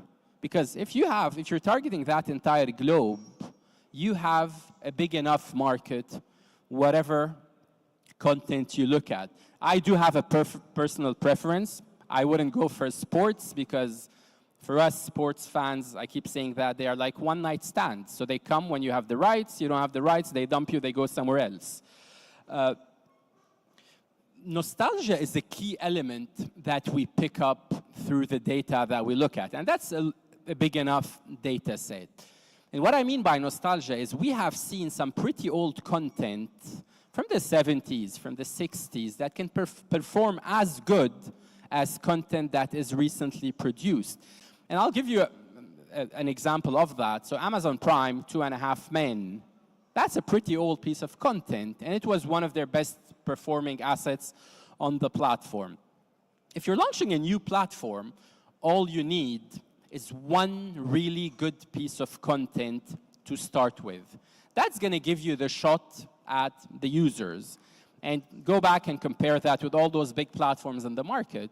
So I would say Netflix, House of Cards, and Narcos, HBO, Game of Thrones. So it's one really good piece of content that would give you the shot at getting to those eyeballs. And then it's about retaining them, managing churn, and all that. Now, what AI is adding to that content landscape, again, it's turbocharging that, it's catalyzing that. So with AI, the implementations we're doing are for subtitling, dubbing. That's quite easy. I mean, dubbing a video before would take pretty much, I would say, a few days. Today, it's a few minutes. It's pretty accurate with the new Gen AI models that we're playing around with. Subtitling. So that same video, in a matter of few minutes, could be relevant to someone speaking a different language in a completely different place, even on a completely different continent. So this is how AI is catalyzing the content part. One other thing that I found pretty interesting is with predictive analytics on the content side. So today, I mean, while creating that script or piece of content, with AI, you can pretty much predict how this is going to perform even before you distribute it. Or if you change with your distribution KPIs, how would that impact the performance? So that is the major implications we're seeing in terms of AI and content. The second point would be the tech. And here I'm going to go quickly. So technology in the OTT space is like a Catholic marriage. For the Catholics out there, you know, divorce is quite easy. So when you want to choose that platform, you need to look for a tech that can be an enabler and not a bottleneck. So the tech has to grow with you. It needs to be scalable on demand. So you start small. You have to grow in the next 10 years. That same piece of tech should be able to accommodate you. On the AI tech space, I think the more interesting parts that we're seeing is we're moving from personalization to hyper-personalization. So it's no longer a single static experience you are providing to your users. That entire UI can change. So if you like sports content, my entire UI is going to turn around you, offering you sports content with a sports-themed takeover. And on the recommendation side with hyper-personalization, it's no longer that traditional, because you watched this, I'm telling you that. So all the KPIs that get into those algorithms are now much more accurate. And that's also impacting the business part of things, which is the next one. With business, the most common question is, what do we do? Is it AVOD, SVOD, TVOD, PPV? We have all those different models. And our answer to that is, again, it's not a one-size-fits-all.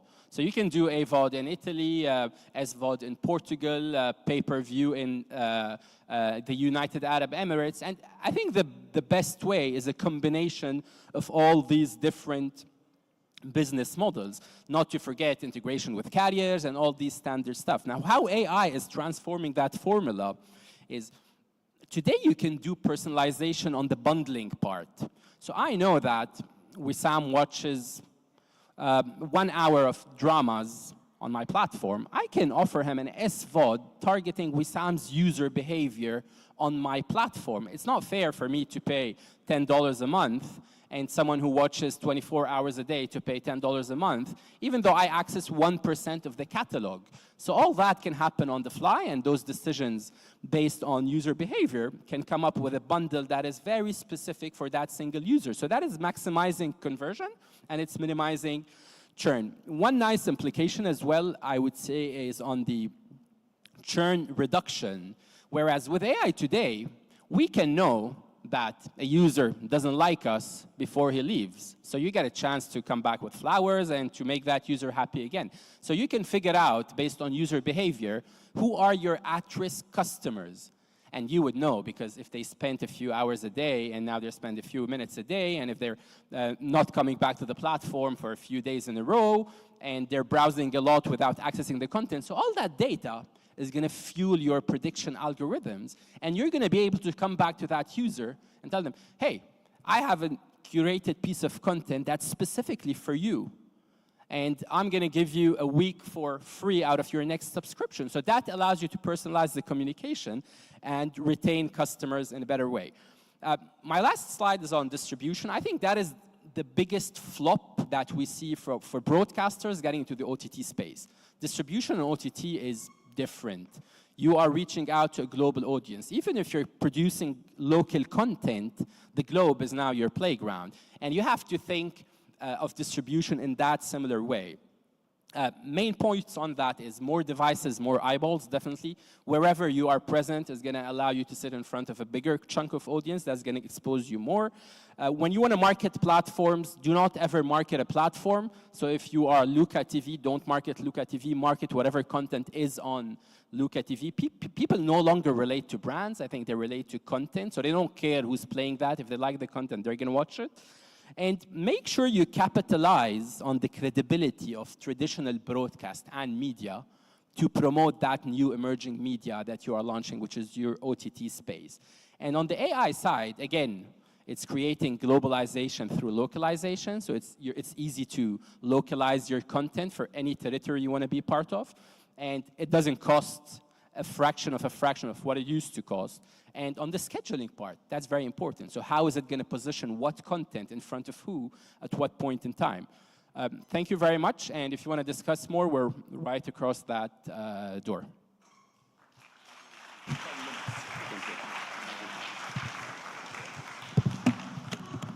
Buon pomeriggio, che onore, la prima volta su questo palco. Mio padre non è svenuto, non vi preoccupate, solo ho preso il suo posto, gli sto mordendo le calcagna. Ho l'onore di presentare la prossima speaker, che viene direttamente da Madrid, dalla Spagna, Carla Redondo, del direttore generale per l'organizzazione dei servizi di digitalizzazione e comunicazione audiovisiva del Gobierno de España. 10 minutos. Gracias, Carla, por venir. Disfruta. Buongiorno, good afternoon everyone. It's a great pleasure to be here in Lucca for the first time. And congratulations for the fair and all the partners for creating this great event. I think I'm going to give you a different perspective from the private companies and all the solutions they give for the audiovisual sector, because I'm going to share with you the ministry and the administration point of view and how important it is to support the audiovisual sector from the government. I'm going to share with you what we did in Spain because we developed and we approved the Spain Audiovisual Hub. It was a plan that came from a change of mind, from a new idea that thought of the audiovisual sector not only as an important sector for the economy, but as a strategic sector for the growth and the competitiveness of Spain. For the first time, the Spanish government identified the audiovisual industry as a priority, and it addresses in a comprehensive way involving 13 ministers and ministries. To create a plan, what we did is to open a dialogue with the companies and all the sector and all the ecosystem of audiovisual, because we believe that from the government and from the public administration, we cannot build and develop a public policy with success if it is not with all your help.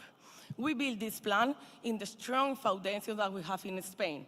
the Spanish talent and creativity, our historical and artistic heritage, our strong industry, and also a very raw material that we have, which is the Spanish language that is spoken by more than 600 million people in the world. And the goals we had in mind when designing this plan were three. Really easy: to increase the audiovisual production by 30%, to attract talent, and to attract investment to Spain. And we build it in some pillars, which is collaboration. We are really aware that we are not going anywhere alone. We need to build alliances, not only with another ministries and the public sector, but also with the private sectors. And also, the other pillar was an attractive system of production incentives of tax deduction. Nowadays in Spain, we have 4 different regimes. The general one that has a 30% tax deduction for the first million and 25% for the following millions. But also we have 3 different territorial regimes. The one in Canary Island that gets up to 54% for the first million and 45% for the following millions. In Navarra, it gets up to 45%, and the territories of the Basque Country, you can get a deduction up to 60% for international productions. The first phase, or season, as we like to call it, began in 2021, and it involved an investment of 100 million that were allocated by our ministry, the Ministry for Digital Transformation and Public Services. We invested 30 million in research and development in small and medium-sized companies, enterprises, to develop the way of including new technologies such as IA or virtual effects in the audiovisual sector. And up to 88 SMEs were benefited by this program. We also invest 5 million to promote our international image through the Spain Film Commission. The Spain Film Commission approved different programs such as Spain Film Talent Network. It's a platform that connects all the talent in Spain, not only professionals, but also the company and all the academia and ecosystem of the industry. Also, we launched the logo Spain Film Friendly Land to attract international productions and investment to Spain. And enhancing Spain's image as international destination for film shootings and audiovisual investments. And also, they developed the Spain Virtual Location Program, which created digital twins of our heritage and architectural spots in Spain. We have to admit that it was a great success. Actually, in the last Cannes Film Festival, they got 2 global production distinctions awarded. They were awarded for this project. They were awarded for Film Commission of the Year and also the Virtual Production Innovation Award, which reflects all the success that they had in developing this Spain Audiovisual Hub. We also invested 20 million in the RTV platform, which is the state-owned public media company. And through this program, what we did was to update the platform and the ecosystem to the highest technological standard, broadening all the audience and all the experience for the users. 20 million were directed to promote our international image and our sector to the international market. We did it through ICEX. I think you may know this Spanish entity. We rose our participation in audiovisual fairs and international events. We got presence in 19 international trade pavilions. We also opened 2 offices specifically for audiovisual sector, one in the United States and the other one in Singapore. We launched international and a really ambitious international marketing campaign focusing in our main markets. And also we created the who is who in the industry of audiovisual and video games industry. We also realized that it was very important for us to invest in the infrastructure, an infrastructure that will be open to the public and to the academies so we can boost the talent, because without talent we cannot grow.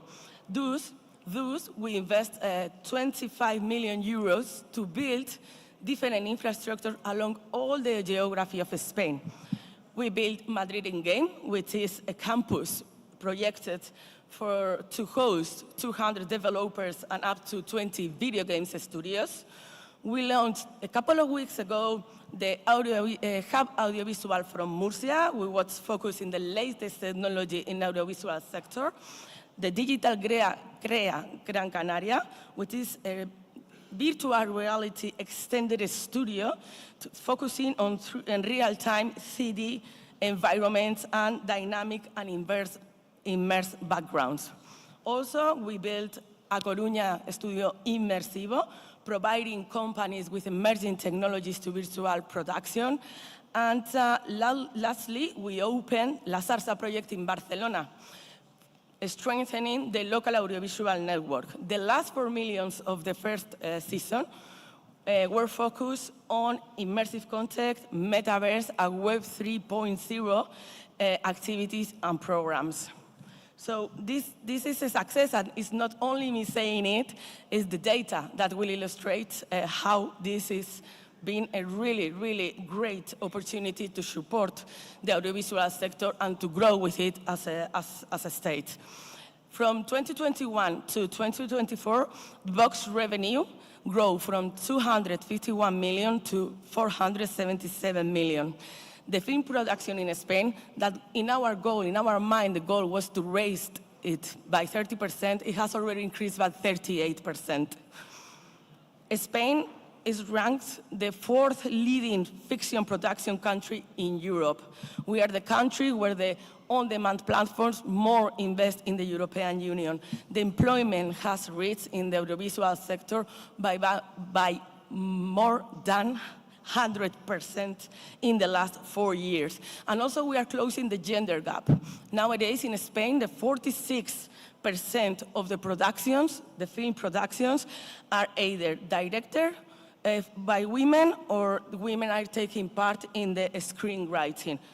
So this is the first season, as I said, but now we are fully immersed in the second season of this Spain Audiovisual Hub. This time we are not focusing in AIDS. Yeah, sorry, it's gonna be really fast because this is the good part. Yeah. Because this second season is funded by 1,712 million that is going to be invested in companies. Not only Spanish companies, this is the good thing, it's not only Spanish companies, it's also international companies by loans and investment in equity on almost equity. You just need to be your international company to have an establishment in Spain, maybe permanently or also for the time that investment it's gonna be funded by the government. And I'm not gonna retain and take more time, but you can come later you can approach to me or to Carmen from my team to ask about this second season because it's a great opportunity and we need to take advantage of all the opportunities and the gates that Spain's open to the audiovisual sector. Thank you very much. Stay here, stay here, stay here.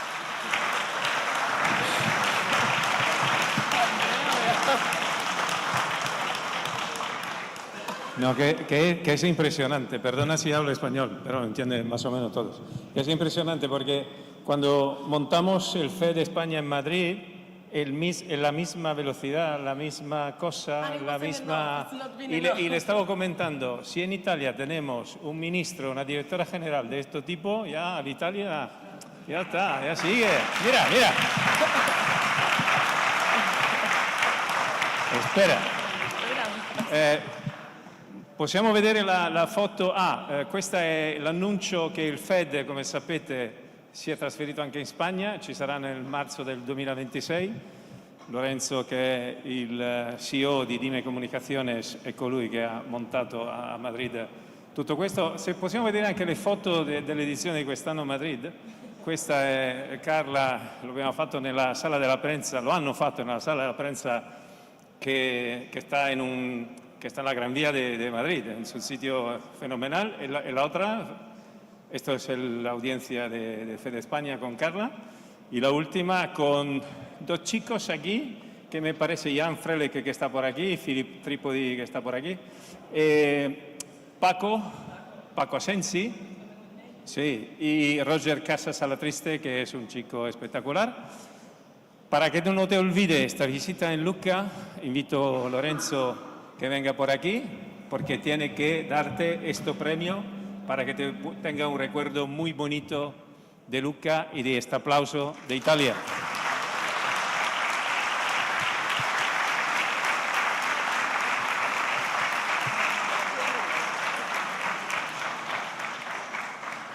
No sé por qué, pero yo sé che estáis muy emocionada. Sì, sì, sì, vale, vale. E ora abbiamo un break fino alle 17 circa, poi rientriamo in sala perché abbiamo una seconda parte molto interessante. Grazie per la presenza.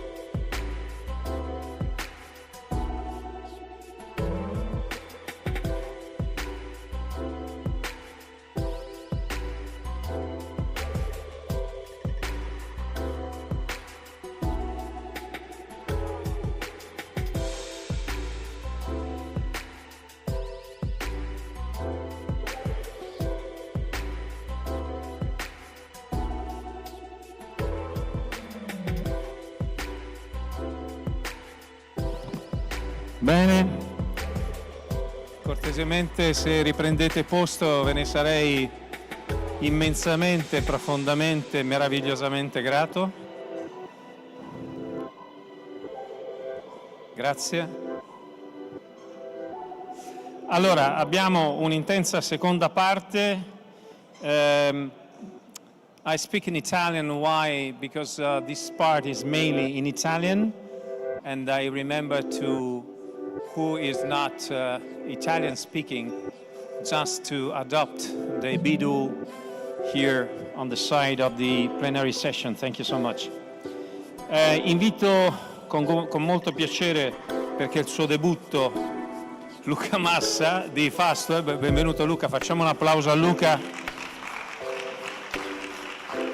anche perché ha vinto il premio Pazienza dell'anno. Perché? Perché a Fastweb insomma è successa una cosina proprio piccola, proprio, ma una roba trascurabile. Sì, cioè si può anche sopravvivere insomma a questa cosa qua. Sono cose peggiori. Ricordati che sono un cliente Vodafone, quindi, insomma, e non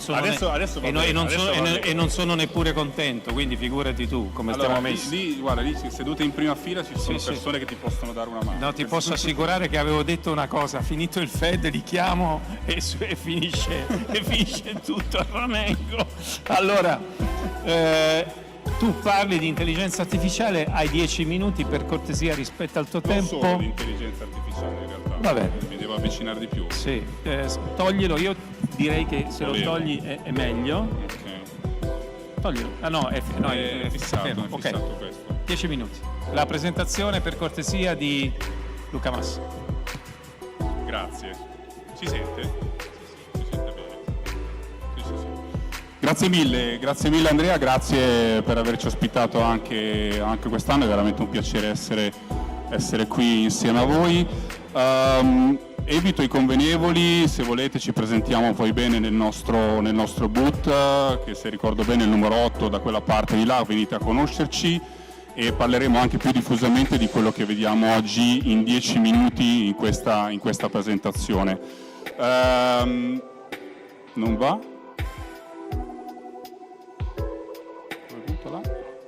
Non va?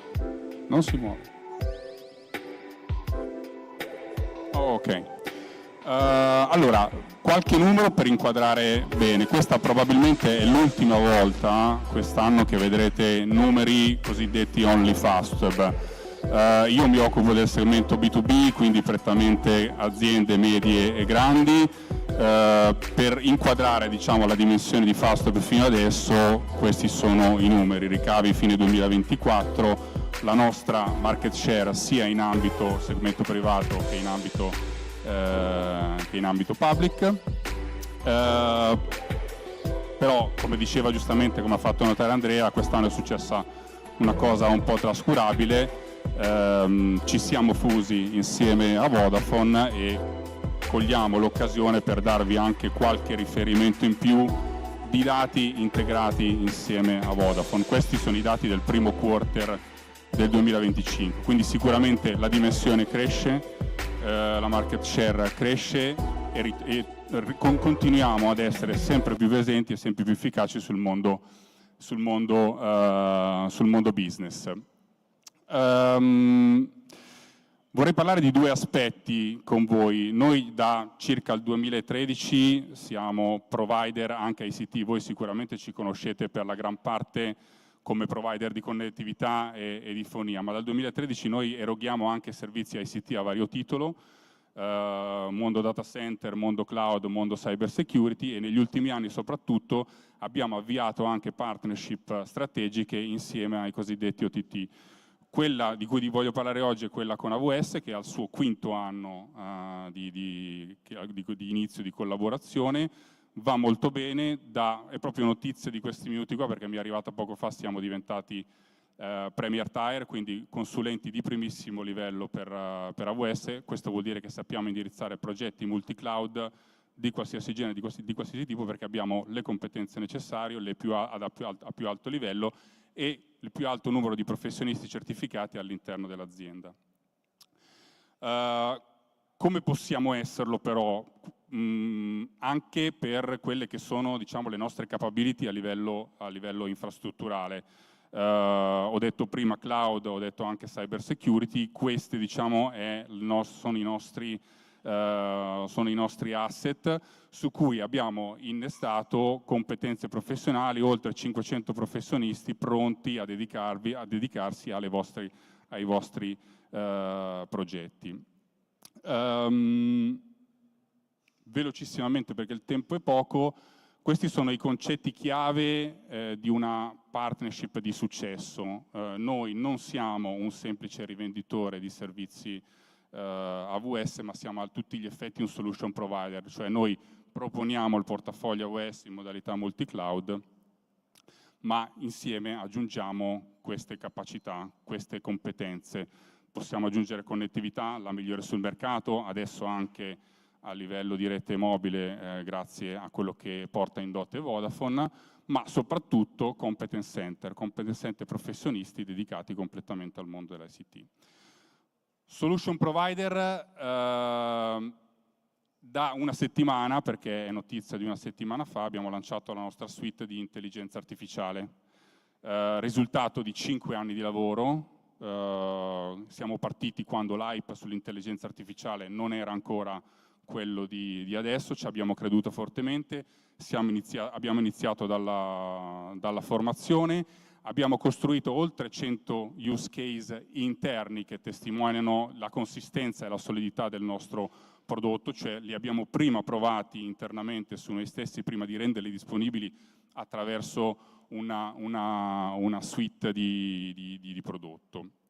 ed eccola quella che è la nostra suite. Al centro di tutto c'è il modello di intelligenza artificiale Large Language Model totalmente in italiano, che si chiama FastWebMia, che è il cuore della nostra soluzione, intorno al quale abbiamo costruito le nostre proposizioni standard. FastWebIWork, che si occupa, diciamo, che è la nostra proposizione per la produttività individuale,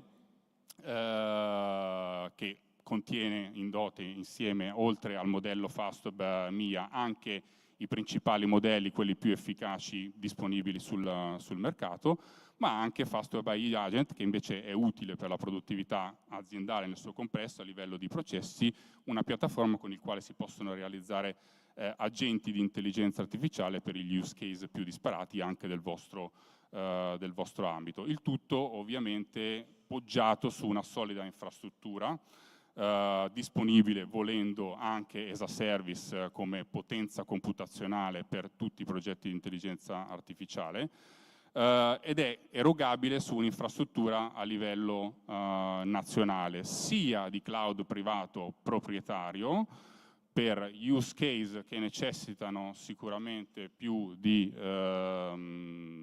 attenzione a livello del dato, quindi soddisfare i requisiti di sovranità piuttosto che essere compliance alle principali leggi sul territorio nazionale, ma indirizzabile anche per esigenze invece più di scalabilità, ed ecco allora che possiamo spostare anche il prodotto, la soluzione anche sull'infrastruttura AWS in modalità totalmente hybrid. Ovviamente sappiamo benissimo che un progetto di intelligenza artificiale non può essere solo indirizzato attraverso soluzioni standard, ed è per questo che nella nostra suite è inserita anche la possibilità di una progettazione totalmente custom. Questo perché, l'ho detto prima, nel nostro percorso di lavoro sull'intelligenza artificiale siamo partiti prima dalla formazione, siamo partiti prima da use case interni e abbiamo formato competenze professionisti che possono a questo punto condividere la loro esperienza sulle vostre progettazioni, ed ecco che nasce FastWebAI Custom per soluzioni completamente customizzate.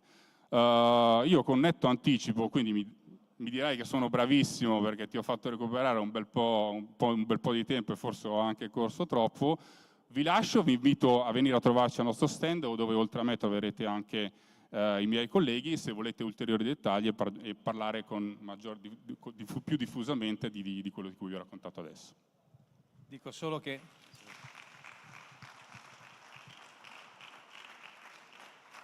che hai salvato i tuoi colleghi di Vodafone con questo gesto. Davvero? Sì, hai salvato. Non li disturberai. Non li disturberai, anzi sarò molto gentile a chiamare il 190. Grazie. Grazie mille.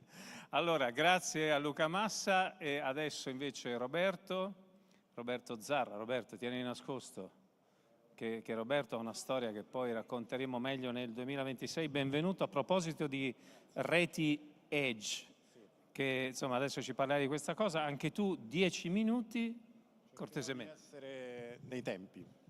La presentazione. Prego. Allora, intanto ringrazio per l'ospitalità. Quando abbiamo pensato e preparato il materiale per questo intervento, abbiamo scelto questo titolo: ottimizzare la distribuzione dei contenuti attraverso le reti Edge. Perché questo titolo? Se passa la... come si fa? Eccola. Allora, abbiamo fatto una riflessione. Il traffico internet nell'ultimo anno, 2024, questi sono dati di Agicom, è cresciuto a 2 cifre.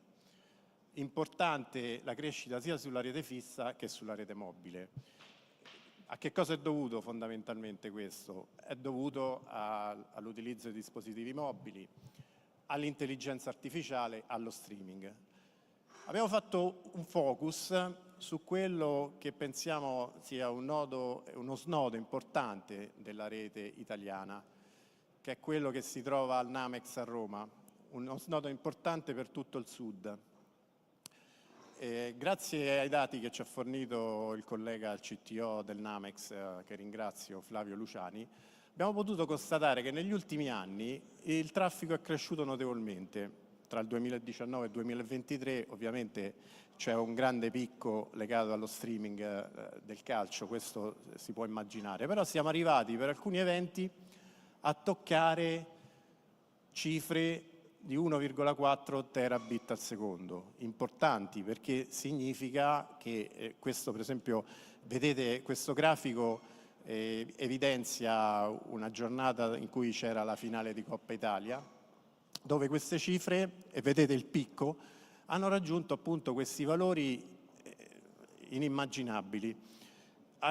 Fondamentalmente vedete che questo traffico ha una base sempre crescente, legata a servizi VOD asincroni piuttosto che TV lineari, ma ai picchi che sono legati ad eventi sportivi e non solo. Poi vedremo un caso particolare in cui siamo stati direttamente coinvolti e abbiamo utilizzato le nostre infrastrutture. Ora, Rai Way è un'azienda del mondo legacy che è sempre stata attenta al territorio. Ha la rete digitale terrestre con la maggiore copertura, oltre il 99%, con 2300 siti, con una distribuzione capillare nelle aree rurali, oltre a essere coinvolta nella distribuzione dei contenuti delle locali. Negli ultimi anni ha avviato una diversificazione di business, quindi ha sviluppato delle reti di connettività ad altissima capacità. Inoltre ha avviato un processo di trasformazione delle proprie infrastrutture, in particolare realizzando e mettendo in esercizio 5 edge data center che è stata una trasformazione di alcune stazioni di alta potenza onda media che diciamo erano state spente. In più ha sviluppato una content delivery network, qualcosa che era già nel nostro DNA, legato all'evoluzione del servizio tradizionale video nello streaming. La rete in fibra ottica che viene rappresentata in questa mappa è una rete molto resiliente, come vedete al nord ha molte maglie e va ad intercettare tutti i centri di produzione RAI, così come anche gli edge data center che vedete rappresentati nelle figure. Complessivamente questi 5 edge data center, che sono già commercializzabili, sviluppano circa 1,5 megawatt di potenza IT.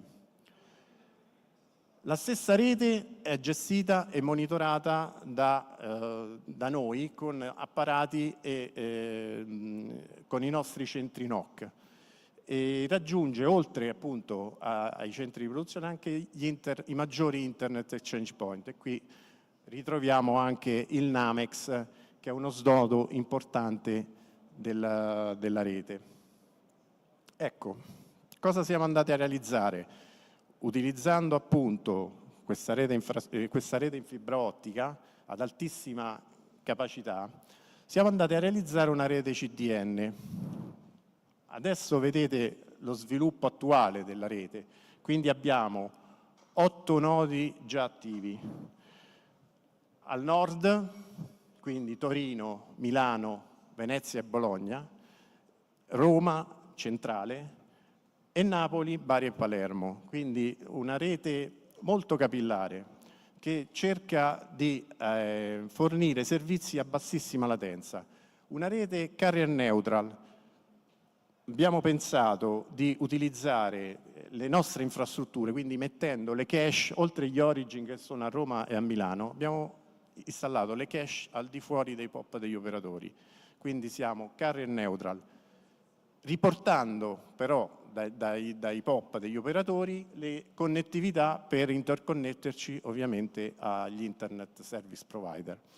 In questo modo la rete è anche ecosostenibile, in quanto oltre è multitenant e può essere utilizzata per diversi utenti in diversi periodi della giornata per tutti quelli che vorranno usufruire di questo servizio.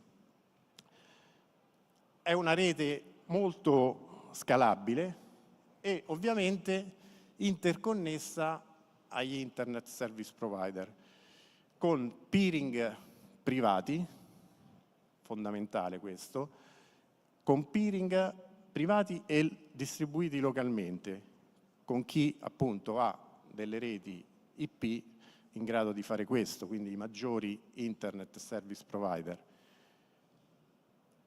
Oltre a fare peering pubblici negli Internet Exchange Point di Roma e Milano. Quindi è una rete che può scalare sia in termini di capacità di caching, ma anche in termini di capacità di interconnessioni con gli Internet Service Provider. Ora qui vi riporto due use case, uno molto attuale sostanzialmente, in cui abbiamo utilizzato la nostra rete. Allora, questo è il caso del 26 aprile, il saluto del Santo Padre. La nostra rete, anzi ringrazio il Dicastero delle Comunicazioni del Vaticano che ci ha permesso di provare la nostra rete. Fondamentalmente siamo andati in esercizio in disaster recovery su una rete CDN primaria che ha avuto un problema e quindi è stata utilizzata la nostra rete e ha riscontrato delle performance e dei KPI eccellenti. È entrata in servizio, c'è stata una crescita notevole di utenti e di capacità immediata proprio durante l'evento. Oltre a questo abbiamo fornito per la capogruppo anche la connettività e servizi dedicati per la copertura Wi-Fi. Questo è stato un evento molto importante perché ha permesso di fare uno stress test della rete e le performance, come vi dicevo, sono state eccellenti. Infine, vi riporto un altro use case che abbiamo realizzato in collaborazione con alcuni partner, dove abbiamo fornito una soluzione end-to-end, dall'applicazione fino all'utente. È il caso di TV, dove abbiamo realizzato un'applicazione HBB TV con la CDN già integrata per i prossimi sviluppi. Anzi, vi invito a passare al nostro stand dove si può fare una prova e magari, se volete, approfondire tutti gli argomenti che abbiamo trattato. Penso di essere stato nei tempi, 10 minuti, ci siamo. Grazie Roberto. Aspetta. Perché per fortuna questa è un'occasione anche per dare delle informazioni importanti. È appena uscita una nuova cons, come si chiamano le decisioni dell'Agcom, sull'HBBTV, che vi consiglio per chi si occupa di HBBTV. Sto guardando Angelo Pettazzi. Fra l'altro ricordo che l'appuntamento con il simposium è a Istanbul quest'anno e ti ringrazio molto. In bocca al lupo, belle cose, sempre grandi novità. Grazie di cuore. Allora, saliamo di tono. Entriamo sempre di più nello sport, adesso ci divertiremo molto. Invito Anna Maria Recchia di Eutelsat e Alessandro Alquati di Globcast e chiedo, ovviamente, eccoli qua, benvenuta Anna Maria, siediti. Sì, no, fate bene a applaudire, fate...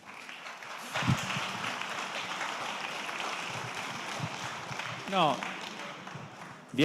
Intanto chiedo a Alessandro Pirovano e Alessandro Lonati di prepararsi molto vicini. Vi accompagno, c'è un motivo che scoprirete alla fine, perché poi, come dire, i sentimenti, il cuore sono parte di noi. Allora, abbiamo 10 minuti e ve lo dovete giocare in 2, quindi mi immagino. Allora, Anna Maria, il tema, come dire, del satellite strategico per lo sport e poi alla fine faremo una bella cosa, no? Benvenuta di nuovo. Grazie Andrea, sempre un piacere essere qui. Il tema di quest'anno è l'importanza e la centralità del satellite per i grandi eventi sportivi. Quest'anno, pochi mesi fa, a fine marzo, abbiamo annunciato il lancio di Hotbird, la costellazione di 2 satelliti in orbita geostazionaria per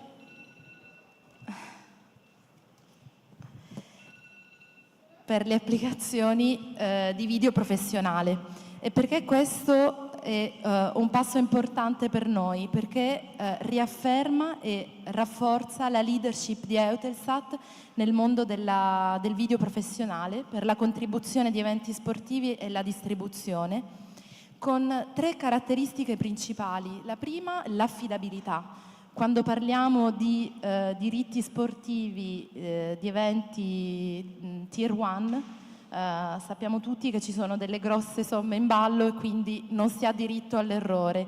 Con Hotbird, grazie alla sua copertura, alla potenza, all'estensione geografica, abbiamo questa caratteristica dell'affidabilità del satellite in orbita geostazionaria. Poi, grazie appunto alla costellazione, al fatto di avere 2 nuovissimi satelliti alla stessa posizione orbitale con piani di frequenza e protezione intra ed intersatellite, permette quindi di assicurare e garantire la distribuzione del contenuto. E abbiamo anche una tecnologia proprietaria di protezione delle trasmissioni. E anche in questo caso, tenendo in conto del contesto geopolitico attuale, avere questo tipo di resilienza è fondamentale per questo tipo di eventi sportivi. E quindi siamo convinti che il satellite ha un ruolo primario e continuerà ad averlo negli anni a venire per questo tipo di eventi. E Alessandro senz'altro dirà qualcosa in più sugli eventi che abbiamo già coperto assieme e le belle cose che abbiamo fatto nei mesi scorsi. Importante anche per noi continuare ad innovare. A settembre 2023 Eutelsat è diventata Eutelsat Group a seguito dell'acquisizione di OneWeb, che è una società che opera la prima costellazione di satelliti in orbita bassa, cosiddetti LEO, la prima costellazione europea, non americana, non cinese. Questo ha, diciamo, un'importanza ancora più attuale dovuto al contesto di cui prima. Abbiamo sperimentato e continuiamo a sviluppare nuovi tipi di servizi video utilizzando questa costellazione. Quindi nativamente IP che si interfaccia col cloud e con altri tipi di applicazione, e abbiamo trasmesso live in partenariato con Cotelectron e AGTW durante l'annuncio del nuovo Papa da Roma. Quindi abbiamo continuato, come nel DNA di Eutelsat, ad innovare grazie ai satelliti LEO. Ora Alessandro. La parola ad Alessandro. Allora, ti dico già la bella notizia che il filmato non lo possiamo far vedere perché altrimenti come dire, però ti aiuterà, perché ti sarà grata questa ragazza qui in prima fila domani, perché siccome lei parlerà del Giro d'Italia, quindi torneremo a parlare di te del Giro d'Italia con il filmato che giustamente RCS ti ha dato. Quindi lo faremo vedere in quell'occasione, così lo facciamo vedere domani. No, infatti io volevo ringraziare RCS Sports Events perché vedi che l'ho già fatto io, scusa, il mestiere, almeno questo mestiere lascia. Ma gliel'ho chiesto io, fammi ringraziare pure a me, no? Va bene. Allora, la presentazione di Alessandro, allora abbiamo capito, Anna Maria, perché mi veniva una sorta di claim di innovazione come tradizione, cioè come nel vostro DNA. Esatto. Invece Alessandro cosa ci dici? Perché tu sei quello più pratico, no? Cioè, sì, no, nel senso fai partire il segnale. Allora, noi Globcast, ma dico veramente 2 parole, è un fornitore di servizi e copriamo tutta la catena del valore per quanto riguarda il trasporto dei segnali, ma dall'acquisizione dei contenuti, dalle venue, fino al trasporto verso i centri che siano i nostri o quelli dei nostri clienti, dove i segnali vengono aggregati, vengono arricchiti, vengono aggiunti commenti, vengono aggiunte grafiche e poi ci occupiamo della distribuzione a tutto tondo. Diciamo, l'evoluzione del mercato richiede. Noi ovviamente siamo nati tantissimi anni fa come un operatore di servizi principalmente satellitari, ovviamente nel corso di questi anni abbiamo continuato ad evolvere anche noi, ad integrare soluzioni che sono oggi, tanto di moda la parola, ibride, ma che vuol dire che effettivamente dobbiamo utilizzare tutte le tecnologie che ci permettono di sfruttare al meglio, nell'interesse dei clienti per cui forniamo i servizi, queste tecnologie, quindi riusciamo ad integrarle in maniera estremamente efficiente. Tornando a quanto diceva Anna Maria, all'interno, in questo contesto, comunque il satellite rimane una delle soluzioni strategiche che noi utilizziamo, soprattutto quando si tratta di distribuzione di contenuti sportivi di altissimo livello, per ragioni che sono anche abbastanza ovvie. Il satellite permette di raggiungere diciamo una penetrazione, una diffusione globale molto più ampia. Oggi esistono chiaramente anche tante tecnologie che permettono di fare trasporti dedicati punto a punto o anche in multicast attraverso tecnologie IP e le utilizziamo tutte quante, però il satellite mantiene un indubbio vantaggio soprattutto quando una federazione, una lega sportiva, un detentore di un contenuto ha l'interesse a distribuirlo a tanti takers. Certo. In quest'ottica noi che collaboriamo da tantissimi anni con Eutelsat, già dall'anno scorso abbiamo cominciato a diciamo, investire e a sperimentare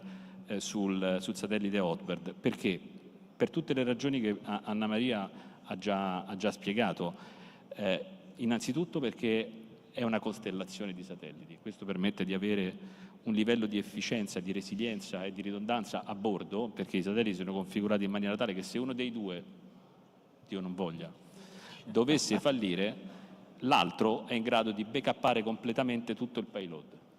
Quindi questo già offre un elemento importante quando si devono trasportare contenuti di altissimo valore che in più devono anche essere protetti. Lì noi possiamo implementare soluzioni di encryption, diciamo di alto livello, di conditional access vero e proprio, che poi permettono di proteggere i contenuti nella distribuzione. La copertura, il livello di copertura e quindi la capacità di essere ricevuto. C'è un vantaggio: Hotbird nasce come posizione direct to home, per anni è stata la casa è la posizione principale del direct to home della flotta Eutelsat. C'è anche l'altro tema della qualità, immagino, no? Ovviamente, tra l'altro, essendo satelliti... Il satellite, come dire, invoca questo. Assolutamente, no? Quello è l'altro tema. Ovviamente lì possiamo avere la garanzia di utilizzare alte diciamo, bitrate elevati, alta qualità, quindi grande produttività dell'immagine e distribuirlo in maniera efficiente. Ovviamente tutto questo noi lo integriamo in un network di trasporto e di servizio integrato. Abbiamo un minuto e mezzo. Faccio velocissimo. Un caso molto interessante è quello che abbiamo fatto, qui c'era il filmato, ma lo vediamo domani, quello che facciamo per il ciclismo.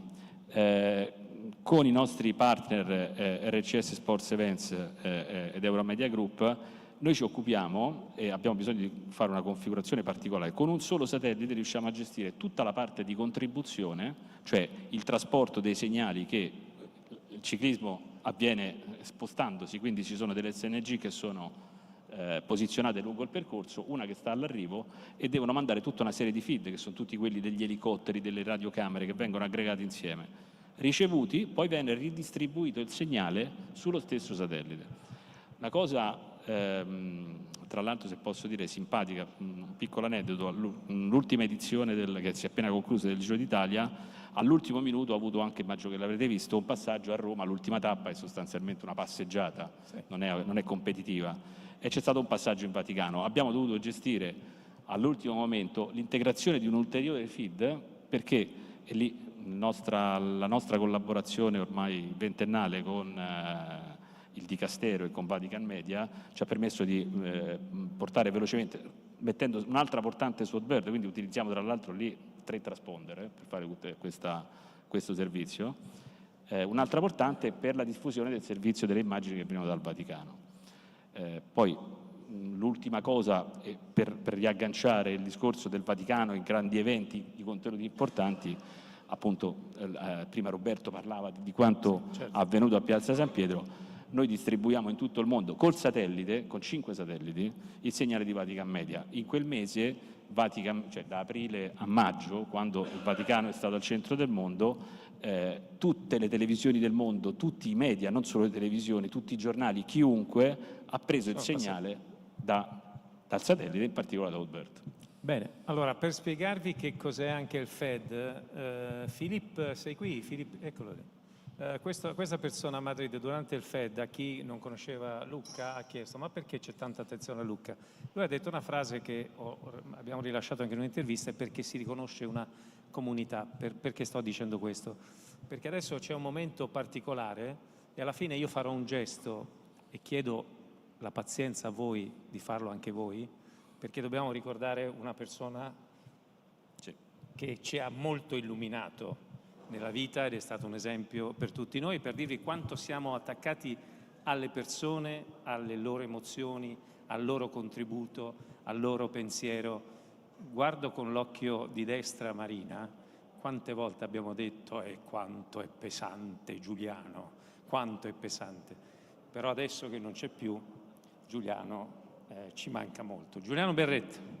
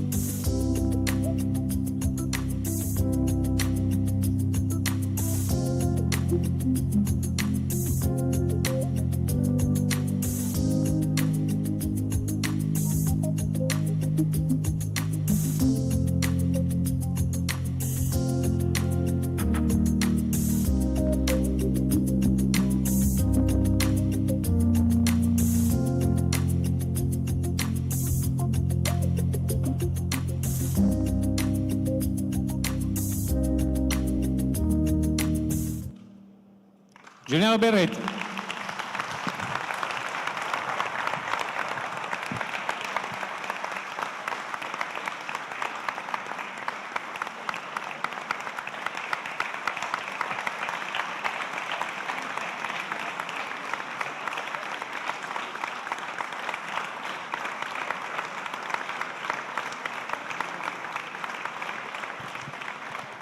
Vi ringrazio di cuore per la vostra gentilezza di essersi alzati e di averlo applaudito, perché un'energia come quella di Giuliano penso che non esista sulla faccia della terra. Grazie ad Alessandro Alquati e Anna Maria Recchia, grazie per il pensiero giustamente a Giuliano. Alessandro Lonati e Alessandro Pirovano, perché non lo vedo, probabilmente si è dimenticato o avrà. Ciao Alessandro, benvenuto. Ne abbiamo perso uno. C'è il tuo microfono. Allora, benvenuto. Che ci parli allora, innanzitutto mi fa piacere che parli di basket, come sai. È un po' telefonata, ma sì. Eccolo qua, Alessandro, un applauso a Alessandro Pirovano. che siccome quest'anno ha i muscoli belli pesanti perché ha la migliore posizione, come dire, fra tutti i partner del FED, quindi Allora, che cosa ci racconti sul basket e l'intelligenza artificiale? Io ho un video, il mio può andare o lo rimandiamo? C'è un video dentro la presentazione che possiamo vedere. Allora, intanto vediamo se c'è la presentazione. Sta arrivando una battuta sull'applicazione dell'intelligenza artificiale allo sport e in particolare al basket? Ma noi stiamo testando l'AI con lo scopo di ottimizzare i processi e migliorare le modalità di lavoro del nostro team. Principalmente nell'area content e nell'area delle produzioni televisive. L'esempio che portiamo è proprio l'esempio delle nostre attività con Lega Basket, in cui questa tecnologia l'abbiamo utilizzata su 2 fronti differenti. Chi è Infront Productions, qui qualche numero, siamo il dipartimento che si occupa di contenuti, produzione televisiva degli eventi e servizi tecnici per il gruppo Infront. Qualche numero, gestiamo 37.000 eventi sportivi anno come ricezione, trasmissione e delivery e produciamo più di 500 eventi sportivi ogni stagione. Vediamo se parte il video, 1 minuto e mezzo, ma cominciamo. Aspetta, come partiamo? Male, cioè, così? male, partiamo male. Partiamo così?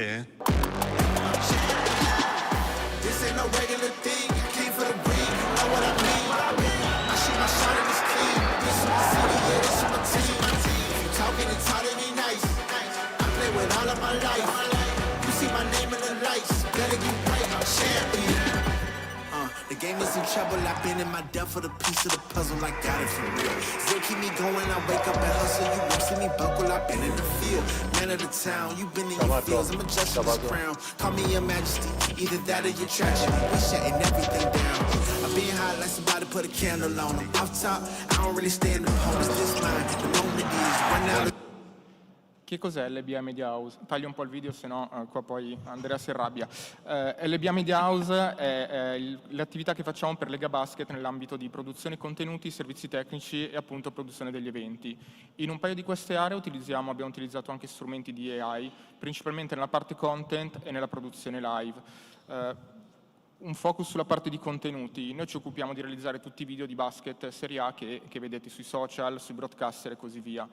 Parte di questi contenuti sono fatti manualmente, perché la nostra esperienza e negli anni abbiamo, utilizzando tool di automazione nel corso del tempo, abbiamo visto che determinati contenuti comunque la qualità e il risultato è migliore quando fatti manualmente. Ad esempio lo storytelling, fortunatamente per l'attività degli editor manuali, dei giornalisti, al momento l'AI non riesce ancora a darlo, per cui il prodotto principale degli eventi viene realizzato ancora manualmente.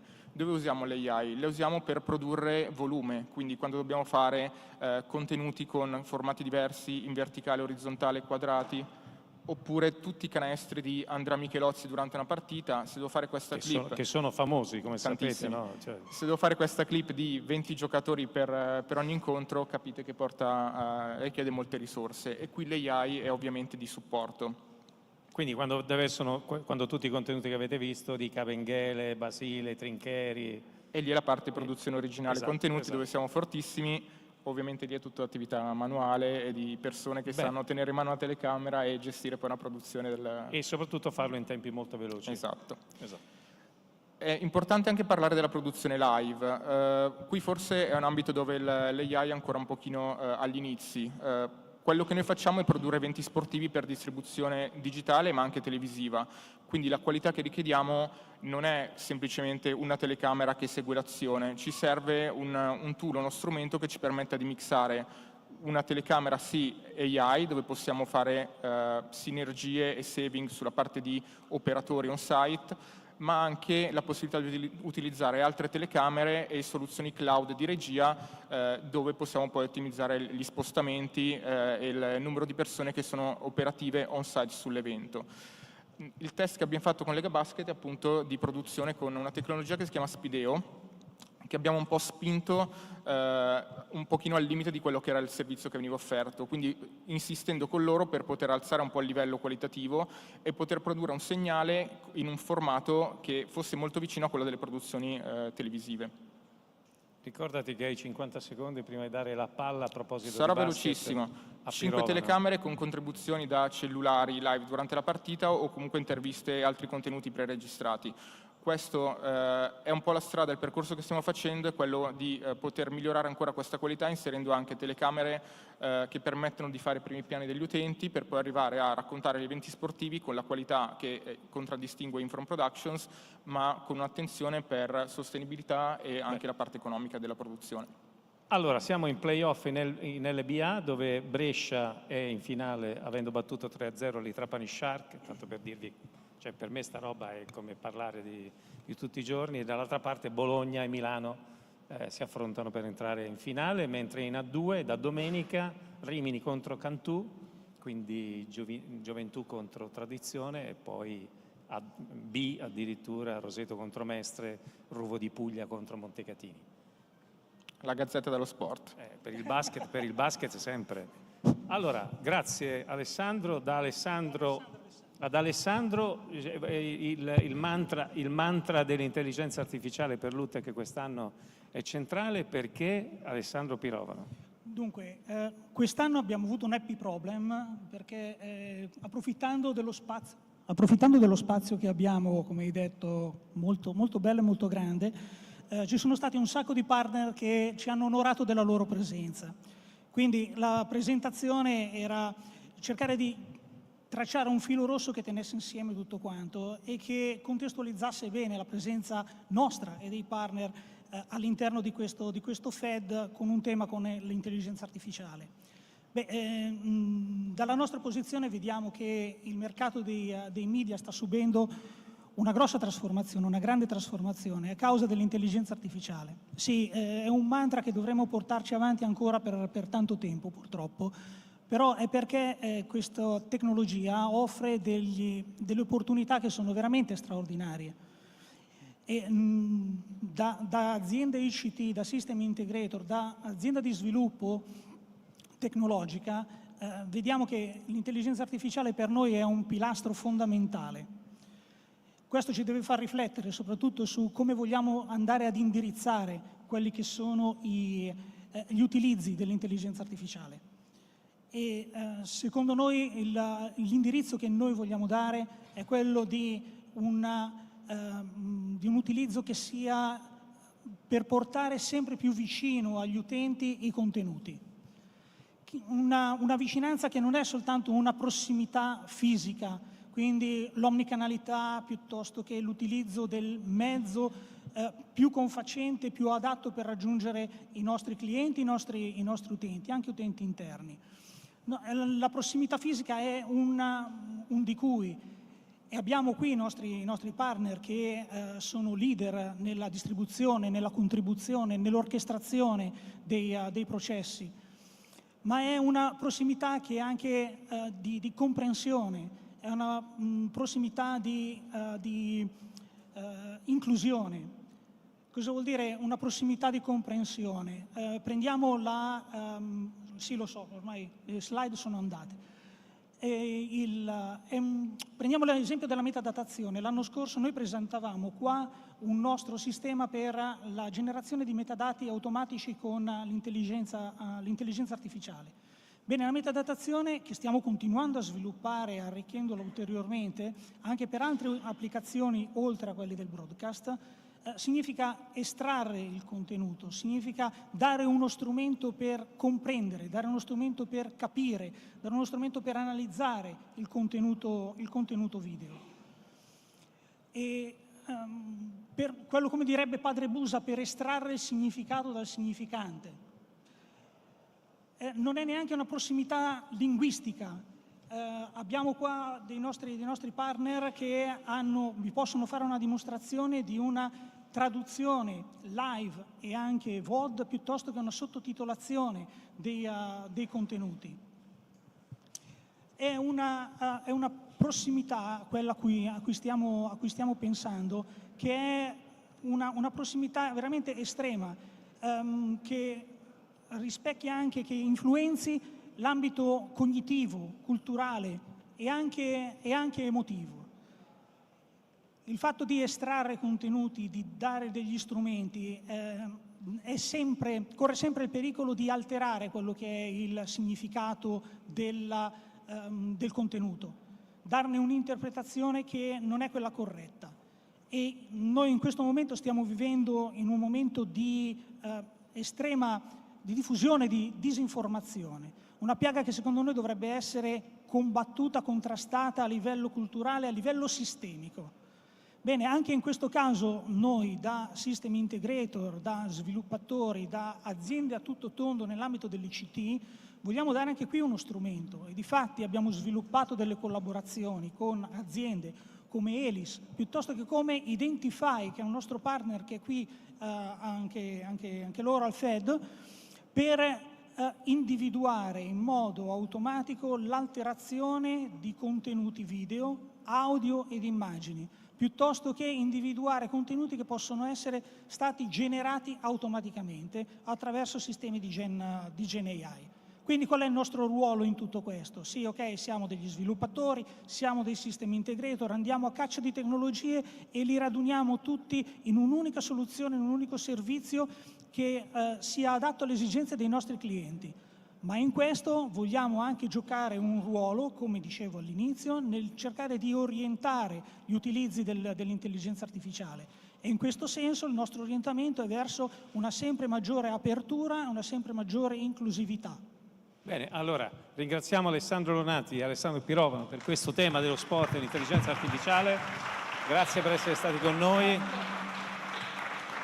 Invito Morgana Lalli di Delta 3, ma invito allo stesso tempo Francesco Di Bari a sedersi con noi e anche Pierluigi Magliano di Sky Italia, che così almeno guadagniamo tempo se sono in sala.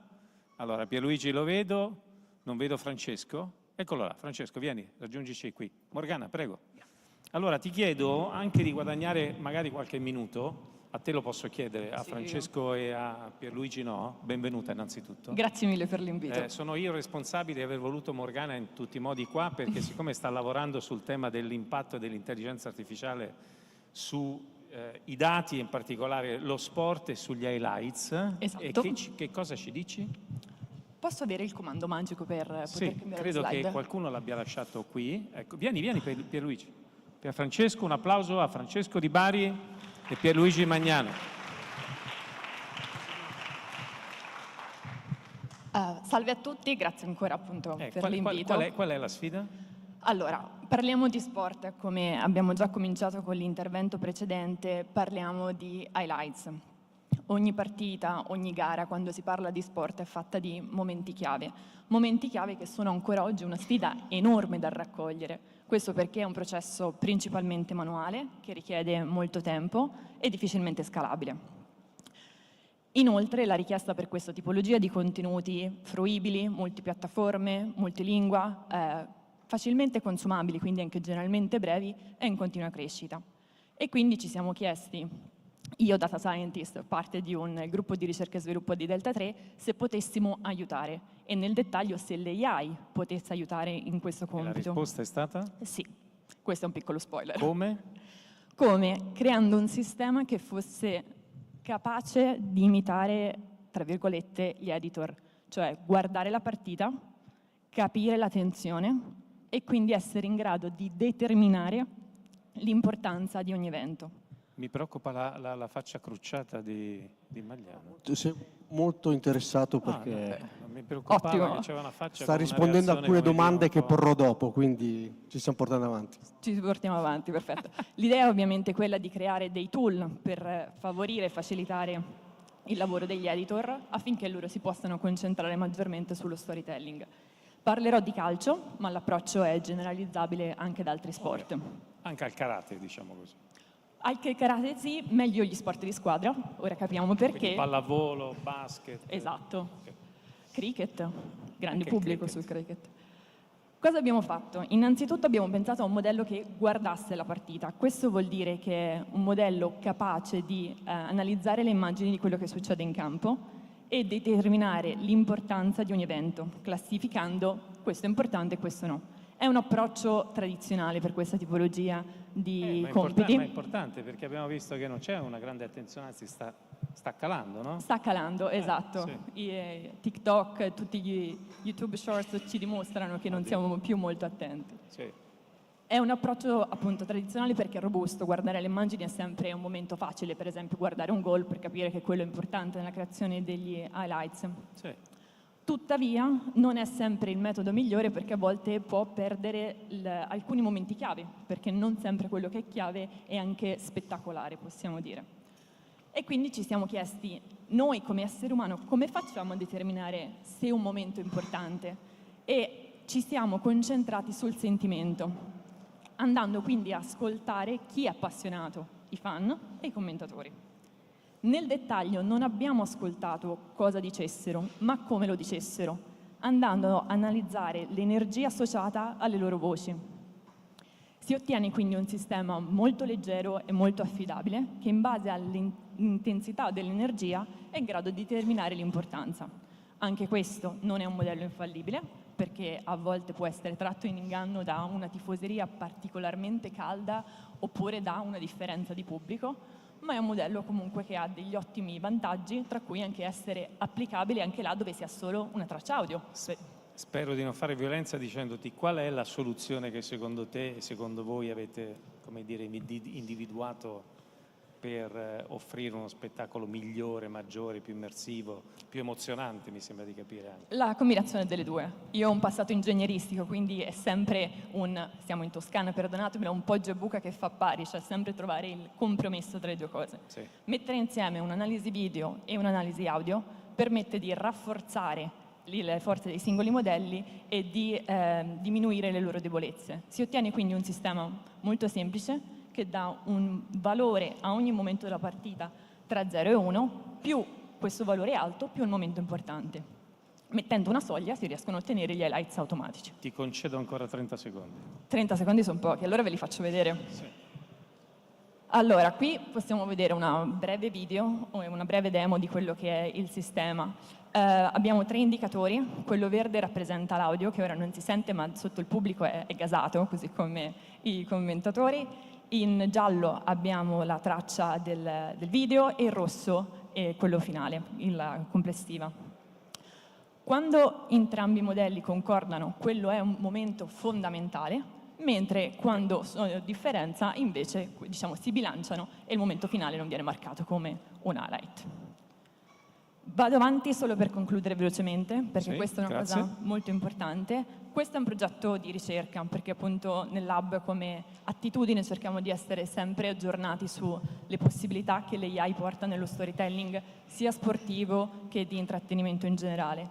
I risultati iniziali sono promettenti, ma è fondamentale mettere in evidenza che questo dipende dai dati. Queste soluzioni a volte sembrano un po' magiche, cioè un modello capace di percepire la tensione. No, dipende dalla qualità dei dati con cui sono addestrati. Possiamo pensare di dover insegnare a qualcuno la differenza tra un cane e un gatto. È una cosa che istintivamente sappiamo fare, ma quando proviamo a formalizzare cosa sia un cane e cosa sia un gatto, è un compito abbastanza difficile. Se volete provare così per gioco vi renderete conto che è più complesso di quanto sembra. Quindi per queste soluzioni, per le AI in genere, che non è magico ovviamente, i dati sono i re, perché una buona qualità dei dati permette di ottenere modelli affidabili.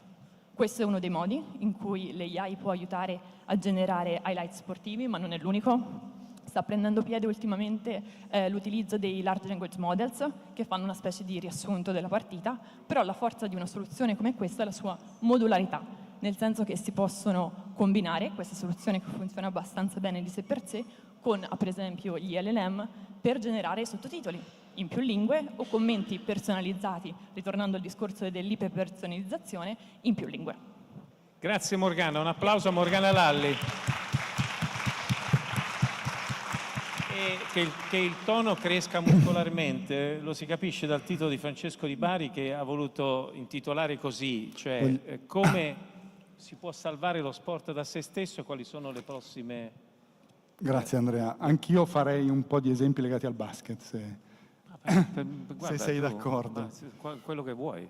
Allora sì, abbiamo voluto essere volutamente provocatori, no? Nel nostro speech. Come sai Andrea, noi da anni lavoriamo con gli operatori entertainment cercando di aiutarli in quelle che sono iniziative di trasformazione e di transizione, no? Che caratterizzano naturalmente il loro modello di business. Da qualche anno lavoriamo anche con gli operatori del mondo sport, sostanzialmente per affiancarli in quella che poi è una transizione verso l'entertainment in senso più ampio, seguendo iniziative che al momento magari sono iniziative singole, indipendenti, no? Come la community, iniziative di e-commerce, iniziative di engagement, iniziative che servono per mettere in sicurezza le digital properties e che in futuro, secondo noi, dovranno essere orchestrate. Lo speech di oggi per noi serve un po' a creare consapevolezza su quello che secondo noi è la dicotomia che il mondo sportivo moderno sta vivendo e su quello che è il cambiamento che vorremmo favorire. Si vede? Ok. Questa dicotomia rappresenta in questo modo: da un lato lo sport nella sua purezza più estrema, quindi questo è lo sport in cui è il lato in cui talento e performance, no? Il talento e la performance di Kobe o di Michael, la ricerca costante dell'eccellenza. Nota per i lettori: Kobe Bryant e Michael Jordan. Sì, ovviamente Kobe Bryant. Sì. E questo è sempre il lato dello sport in cui convivono naturalmente emozione, passione e senso, no, di appartenenza, quindi qualcosa che unisce i singoli, le comunità, le famiglie, no, in ogni momento della loro vita. Dall'altro lato lo sport inteso come business, quindi un business miliardario. Questo è il lato dello sport per cui ci fa piacere constatare, no? Altro esempio NBA, che le franchigie NBA hanno visto valorizzarsi del 400% in pochi anni. Soltanto i Golden State Warriors hanno visto moltiplicare i propri valori 70 volte se partiamo dal 1996. Quindi questo è il lato dello sport in cui si parla di investimento, si parla di portfolio management, si parla di come dire, proprietà dei club, per fare un altro esempio, che passano dall'imprenditore fan presidente a naturalmente i fondi di investimento. Allora, in maniera provocatoria, abbiamo voluto coniare un nostro payoff, così come sull'entertainment abbiamo voluto coniare entertainment is eating itself, abbiamo voluto coniare il payoff sport isn't dying, it's throwing in its own success, che vuol dire che lo sport rischia di essere vittima del proprio successo. Come dice anche Shanna Stephenson, altro esempio del basket, Andrea, che è, come immagino sappiate, la Chief Brand Officer del New York Liberty, che è una squadra di WNBA che ha visto un'ascesa particolarmente accelerata negli ultimi anni, quindi si è dovuta confrontare con la necessità di valorizzare la propria cultura, il proprio mindset, la propria etica dello sport, e che adesso si trova davanti alla sfida di fare coesistere questi valori, che per loro sono importanti, con le aspettative che il successo si porta dietro. Allora ci poniamo in questo momento una domanda scomoda quanto urgente, che è: cosa succede quando il business dello sport supera il suo stesso parco, il suo stesso significato? E abbiamo voluto metaforizzare questo concetto con delle fratture. Adesso quindi abbiamo identificate 4, naturalmente sono molte di più e tra l'altro sono molto interrelate fra di loro, che rappresentano un po', come dire, la dicotomia di cui parlavo prima. Frattura culturale, no? Quindi lo sport è sempre più globale e sempre più complesso. Quello che funziona bene, no, per esempio come engagement, in una parte, in una geografia del mondo, con certe generazioni, può non funzionare allo stesso modo in altre geografie, in altre generazioni. Per fare degli esempi, ci sono delle iniziative di marketing, no, che alcuni club magari lanciano, che tendono a generare delle vendite record indirizzate, targetizzate verso un certo segmento della fan base, che però magari sono criticate o contestate magari dai fan più tradizionali, quelli che sono legati a delle memorie. Passando poi a un'altra frattura molto importante che riconosciamo, è quella della fruizione. Si tende ancora molto a ragionare con un mindset broadcast first, no? Nonostante gli schemi di fruizione stiano molto cambiando, no? Ci sono tonnellate di statistiche che parlano, ad esempio, della Gen Z. In US si dice che il 47% della Gen Z sostanzialmente non abbia mai visto un evento sportivo live. Si dice che in Europa il 68% della Gen Z utilizzi i propri social come fonte primaria, no, di fruizione dello sport. Si dice che l'MLB abbia dichiarato che sta decadendo un po' l'attendance, la partecipazione agli eventi live. Tutti questi fattori ci fanno dire che la decadenza, un po' il degrado dell'attenzione verso gli eventi sportivi live o non live, sia un problema di lungo termine, di lungo periodo per gli operatori. Francesco, un minuto. Un minuto, vado avanti. Volevo soltanto citare la frattura social. La frattura social è una cosa di cui siamo naturalmente obbligati a parlare. Si parla di gender equality, si parla di discriminazione, si parla, no, delle leghe minori che devono vedersi riconosciute e vedersi riconosciuti degli investimenti. Allora siamo andati a definire quello che secondo noi è la chiave per salvare lo sport, quindi significa per noi sfidarlo, provocarlo, no? Con cosa? Con i dati, con la creatività e con la visione. Per fare degli esempi veloci, la prima cosa che ci viene in mente è che è necessario rigenerare la narrativa dello storytelling facendo leva sull'autenticità, che è uno dei pochi, non l'unico forse, valore che distingue lo sport da altre forme di entertainment. Dobbiamo restituire lo sport ai fan, quindi coinvolgendoli rendendoli partecipi delle varie scelte e naturalmente poi cercando di attivare quello che è un ascolto profondo che è necessario fare nei loro confronti. I nostri progetti ci dicono che con un ascolto profondo e utilizzando gli strumenti AI-based possiamo ovviamente migliorare brand diciamo KPI di brand. Infine, monetizzazione, non possiamo non parlarne, quello che crediamo e che diciamo, su cui vogliamo distinguerci è la monetizzazione, secondo noi deve essere una cosa di medio-lungo. Abbiamo rilevato nei nostri progetti che sacrificare dei budget sul trading più diciamo, di breve aiuta comunque, se investito in maniera opportuna, come abbiamo detto, sul brand, a migliorare ovviamente il conversion rate. Questo per dire, lo sport è un pilastro culturale, abbiamo tutti noi la responsabilità di fare in modo che possa prosperare per le generazioni future e direi che abbiamo concluso. Bene, grazie a Francesco Ribari, complimenti. Se mi passi questo, Pierluigi ha usato 2 volte la parola mindset, che come dire dentro la tua presentazione, anche tu cortesemente per presentare la sua, che trovo una presentazione non per disminuire gli altri, perché altrimenti poi finisco per non mi mettere in difficoltà. Grigliato, ma mi sembra che il tono, anche il tuo molto intenso, quello di Morgana, trovo anche in difficoltà e complimenti. Allora, vai. Okay, spero che se sia riesci a farlo in 6 minuti. 6 minuti, allora ho 2 video, uno... Devi fare l'highlights praticamente della tua presentazione. L'highlights automatico, ok. Ok, va bene, quindi volevo portare oggi il punto di vista di... Benvenuto innanzitutto. Grazie dell'invito e speriamo di rivederci a questo punto. Volevo portare il punto di vista di un media operator, un broadcast operator.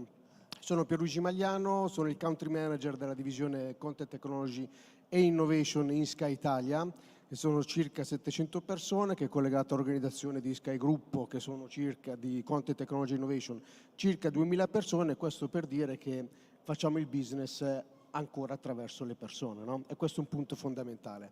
Oggi quello che ho visto tante idee, proposte che sicuramente possono essere utili per un media operator, un broadcast operator. Il punto è capire come matcharle rispetto poi alla gestione del business quotidiano, che è fatto di persone. E da qui il senso del titolo, che è Content 5.0, collegato al mindset con la I, quindi non nascondo, me l'ha suggerito qualcuno tra ChatGPT e Copilot. Volevo lanciare un contest per capire chi ha l'intuizione per capire come mai Content 5.0, da dove arriva, se qualcuno ha qualche idea. C'è qualcuno vuole che ha la risposta, lo dica subito, altrimenti abbiamo anche un premio in palio. Staremo qua fino a mezzanotte. Ok, la dico io perché la devo ancora comprendere bene. È un'evoluzione che ho voluto dare all'Industry 4.0, in quanto oggi c'è l'Industry 5.0 e quando l'ho vista mi è venuto in mal di testa perché ho detto devo ancora capire cos'è la 4.0, figuriamoci la 5. È un tema dibattuto in ambito UE, l'Industry 5.0, che vuole rimettere al centro l'essere umano e capire come massimizzare il valore, no? della mente umana di fronte a questa rivoluzione del 4.0. Allora mi è sembrato utile e molto vicino il parallelismo col Conte 5.0 perché in Sky abbiamo avviato una rivoluzione tecnologica per cui abbiamo dovuto anche adeguare il nostro mindset di come affrontare questa rivoluzione. E la stiamo affrontando in considerazione del fatto che quando entrai in Sky circa 13 anni fa, mi ricordo sempre che c'era l'allora amministratore delegato che annunciava 100 milioni di investimento in innovazione tecnologica, solo in innovazione. Ovviamente da quando sono entrato io in Sky quei 100 milioni non si sono più visti, però la sfida nel capire in che modo continuare a innovare è sempre stata più viva e in qualche modo questo ci ha portato ad essere anche sempre più creativi, no? Dal punto di vista delle persone. Quindi l'energia all'interno dell'azienda era nelle mani delle persone. Sì, tu la chiami energia, io la chiamo, scusami se mi permetto, la magia di Sky, che è un'altra cosa più bella. La lascio dire a te. No, perché è così. No, ma il contesto qui è anche come continuare a sostenere il brand che ha un certo valore sul mercato, come continuare ad innovarlo, perché avere un brand che può essere associato in qualche modo, in particolari fasi storiche di più e in altri meno, all'innovazione ti obbliga sempre a provocarti a capire come innovare, no? E questo l'abbiamo volevi aggiungere? Questo l'abbiamo avviato con, faccio andare questo video, se non c'è la musica è meglio, non so se riusciamo a fare al volo, però non so se sta partendo. Sì, sta partendo. Ok, perfetto. Quindi questo l'abbiamo avviato, ho voluto creare questo video per raccontare in che modo, no, il contenuto accompagna il nostro tempo libero e come la visione di un contenuto si è trasformato nel tempo diventando multiforme. Poi c'è una cosa carina che c'è alla fine di questo video, dove c'è un ritorno, no, all'essere tra amici in qualsiasi forma di famiglia. La trasformazione di questi anni che abbiamo avviato in Sky quindi ha comportato un grande coinvolgimento da parte delle persone, dove avevamo situazioni in cui i colleghi dicevano no, questo è il mio lavoro e questo rimane nel tempo, quindi c'era bisogno di una trasformazione doppia e tecnologica e da parte dei colleghi. Vado avanti per raccontare in cosa ci siamo concentrati. Dal punto di vista tecnologico, in 3 macro stream nell'ambito della direzione Content Technology Innovation, che è la Content Supply Chain, l'Origination Distribution e la Content Production. Brevemente descrivo che cosa abbiamo fatto per poi lanciarvi un assist attraverso il secondo video. Sulla Content Supply Chain abbiamo lavorato sulla trasformazione dei contenuti e delle infrastrutture in modo tale da poter introdurre soluzioni completamente software based per introdurre un nuovo stream valoriale del contenuto, perché se ci pensiamo, quando guardiamo i contenuti guardiamo, lo dicevi anche te prima, l'audio e il video, ma l'ha citato prima anche qualcuno, Alessandro probabilmente di Lutec, anche i metadati, che sono una nuova essenza descrittiva del contenuto. Riuscire ad avere il metadata stream, quella fonte valoriale, ci permette a collegarci e abilitare tanti altri use case che tradizionalmente già conosciamo e sono anche già abbastanza consolidati, tipo l'advertising targetizzato, anche soluzioni di personalizzazione o altre creazioni più o meno automatica di promo, nonché anche degli highlights. Quindi su quella parte lì siamo, secondo me, intorno all'85% della trasformazione, siamo nell'ultimo pezzo dove dobbiamo rendere industriale la gestione del terzo stream e dei metadati. Sull'Origination Distribution abbiamo avviato, siamo più o meno a metà del percorso, la trasformazione della distribuzione dei canali lineari, che ci ha permesso di introdurre nuove funzionalità, nuove leve, cambiare completamente il modo di gestire questo tipo di aree di servizio, introducendo anche nuovi livelli di efficienza. L'abbiamo fatta anche in primis in Italia nell'ambito del contesto di gruppo, per poi arrivare un po' a quello che è la prossima sfida che stiamo approcciando, ci stiamo avvicinando, che è la parte di content production, che dividerei tra la parte studios e studio senza la S, quindi la parte che viviamo negli studi televisivi. Sulla parte studios sicuramente la parte di post-produzione e creazione contenuti presidiamo con i vari partner, anche qui la parte dei metadati la fanno da padrone, sono un valore aggiunto per accelerare tutti i workflow, i time to market di delivery dei contenuti. Sulla parte studio stiamo avviando un'altra rivoluzione, che è quella di rendere sempre più integrato quello che diceva Alessandro Lonati prima, la creazione e la gestione di un evento live dalla venue integrato all'interno dello studio, per rendere sempre più immersiva e sempre più completa l'esperienza di visione per il cliente. Questo percorso lo stiamo facendo, lo stiamo avviando, quello che si diceva prima lo trovo molto interessante, molto complementare con quella che è la nostra vision, di dare anche un format molto integrato, molto arricchito di informazioni di augmented reality verso i clienti, e tutto questo si sta trasformando in una serie di skills che stiamo sviluppando, maturando con diversi partner, e vorrei vederne anche altri tra quelli che ho visto qui oggi, per poterli poi rioffrire queste skill anche in modalità B2B.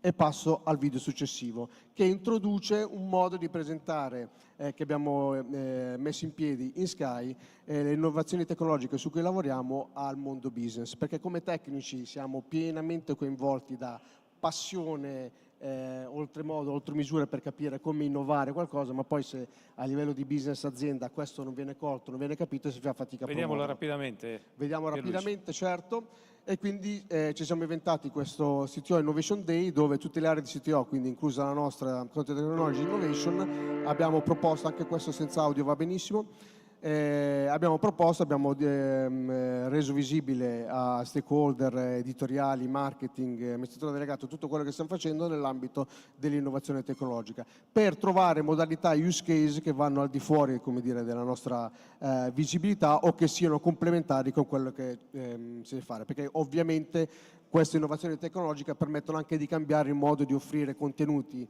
ai clienti piuttosto che anche ai prospect attraverso piattaforme social, dove secondo me gli highlights possono trovare un nuovo campo di sviluppo e di diffusione molto importante, e quindi ritengo questa una modalità molto integrata per ritornare al Content 5.0. Questo che cosa si traduce alla fine? In una serie di skill, come dicevo prima, che offriamo sul mercato attraverso questa nuova business unit che è la Sky Production Services, che è gestita da Manuela Baraschi, che oggi non è potuta essere qui, che lavora nella mia area e che si propone sul mercato per offrire servizi di production, post-produzione, graphic creation, brand identity, gestione eventi e gestione di servizi. Beyond the Contents. Grazie a Pierluigi Magliano, un applauso a Morgana Lalli del 3, a Francesco Di Bari di BIP, è stato un piacere. Andiamo correndo, Luisella Fusco di Lega Serie A con Elisa Zanini dell'AC Milan, Sahil Rucchie di Bologna Football Club e Camillo Valero di Globant, per poi andare nel rush finale. Camillo, benvenuto. Aspetta, aiuto Luisella, benvenuto. Sahil, finalmente, benvenuto. Elisa, vieni qua. Vieni accanto a Luisella, che facciamo la parte femminile e la parte maschile. Allora, parliamo ovviamente di calcio. Innanzitutto grazie per essere presenti. Sarà una tavola rotonda molto divertente, perché partiremo dall'italiano, andremo all'inglese e poi lo spagnolo, quindi faremo un mix di tutto, no? Haremo di tutto.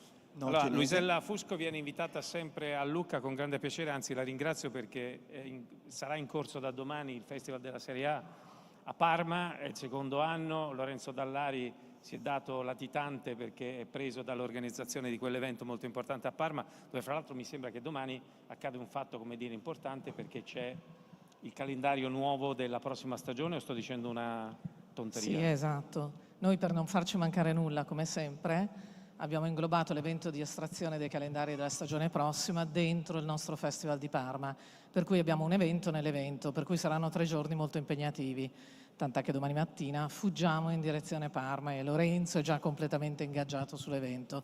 L'altra cosa, il motivo per cui ho invitato seriamente Luisella, vedete che divento serio improvvisamente, è che Luisella, in tutta la storia dei Fed a Lucca, è una donna che quando parla mette tutti a sedere e non vola mai una mosca, quindi mi aiuta molto perché li mette tutti sull'attenti. L'altra perché è una persona molto seria e molto preparata, come molti di voi sapranno, e la prima domanda che faccio a Luisella è che siamo qui per parlare, come dire, della trasformazione, o più che di trasformazione, Elisa, del fatto che questa rivoluzione sia già in corso da un bel pezzo, che agguantare una maniglia, mi sembra di capire, non è proprio così semplice, che è un po' l'ingaggio anche dei fans, l'ingaggio di parti, come dire, della tifoseria che non stanno sempre qui ma che stanno anche altrove, e ovviamente la Lega Serie A è attenta a queste cose e si è fatta una domanda, come fa Marzullo, e si è dato una risposta. Una risposta. Forse.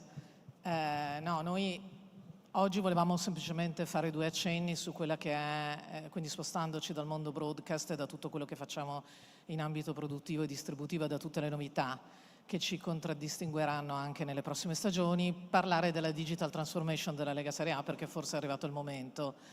Noi stiamo cercando di creare un nuovo ecosistema digitale, siamo partiti da un sito web piuttosto basico, molto istituzionale, da un'app che non è ancora, diciamo così, accattivante, e vorremmo ricostituire un'infrastruttura completamente nuova, from scratch, come dicono quelli che parlano bene, che comprenda in maniera nativa sia il nostro sito che la nostra app, che il radio player, perché noi internalizzeremo le attività della radio TV di cui abbiamo parlato qui 2 anni fa, quando è nata con RDS. Noi internalizzeremo la radio della Serie A presso l'IBC di Lissone a partire dalla prossima estate. Sarà una web radio, è una radio che è già innestata nella piattaforma OTT di DAZN, e in realtà avrà una vocazione molto più TV e molto meno radio. E quindi cambierà pelle. Noi produciamo già tutti i contenuti all'IBC di Lissone, andremo a produrre anche fisicamente con una nostra regia la radio. Inizieremo delle attività di produzione anche in remoto sugli eventi live per la prima volta, le competizioni giovanili, perché ci sembrava arrivato il momento, e quindi anche su quello abbiamo internalizzato tutte le risorse tecniche, audio, video, di personale, editoriali, eccetera, ma vogliamo anche embeddare dentro questa piattaforma il video player degli highlights e quindi riportarci a tutto quello che sono i contenuti e i servizi che vogliamo offrire ai nostri fan. E per questo stiamo studiando un progetto di fan engagement, diciamo, e un programma di loyalty per i nostri fan molto importante. Una delle novità che possiamo anche anticipare qui è che noi stiamo chiedendo una partnership con Fantacalcio, per cui noi e Fantacalcio lavoreremo insieme, e i allenatori, diciamo così, che sono sparsi in tutta Italia, diventeranno i nostri core fan, cioè diventeranno il database, il CRM nuovo della Lega Serie A. Per cui partiremo da quel database, che è un database molto importante, per andare a ingaggiare i fan anche sugli eventi live, sugli highlights e su tutto ciò che è di interesse legato al football. E in questo nuovo ecosistema digitale avremo anche dei servizi dedicati alle nostre associate, cioè ai club, che potranno beneficiare di una piattaforma centralizzata molto moderna, ma anche richiedere servizi customizzati on demand. Questo in pochissime parole. Allora, quello che mi colpisce di te mentre parlavi, perché come tu sai io ho un cervello molto strano e instabile, è che in realtà il tuo lavoro davvero di grande stimolo è quello di pensare che la Serie A sia una miniera di diamanti, però non è che entri tu in una miniera e li trovi improvvisamente, devi, come dire, scavare, devi trovarli, li devi valorizzare. Quindi questa ricerca, come dire, quasi un'ossessione all'ingaggio del fan, alla valorizzazione del contenuto, alla distribuzione del contenuto, all'arricchimento, come abbiamo visto anche con l'intervento di Magliano, del storytelling, è uno sforzo che, come dire, è molto importante, Luisella, e mi rendo conto che la Lega Serie A, come dire, ha capito che questa è l'unica strada da prendere. Sì, assolutamente. Prima ci sono stati degli spunti come sempre molto interessanti, dal fatto che i contenuti non si possono produrre totalmente in maniera automatica, ma secondo noi anche devono avere un apporto manuale, quindi editoriale, di storytelling, ideativo, creativo, ancora molto presente per uno sport almeno, diciamo, di livello primo quale è il calcio. L'artificial intelligence nel nostro caso e in questo processo di trasformazione digitale la vediamo molto applicata agli analytics, quindi tutti i dati statistici che per il calcio stanno diventando sempre più importanti, cercare di analizzarli in maniera sempre più approfondita, traendone dei KPI, cioè dei nuovi indicatori di performance molto accattivanti. Perché altrimenti? No, in silenzio facevo notare. No, perché altrimenti anche parlare, diciamo, di usare l'AI un po' su tutto è abbastanza riduttivo o fuorviante, diciamo così. Allora, grazie e complimenti per queste sfide, perché vedo anche dal tuo che da una parte c'è una grande entusiasmo, una grande passione, una grande dedizione per un valore che tu sai essere consapevole sta nel, come dire, nel valore della Serie A come spettacolo, come sport, però, come dire, è una scelta, lo vedremo anche con Camillo, no? Hablando della Liga, no? Esperienza della Liga, come la Liga si pone e come lo cuenta.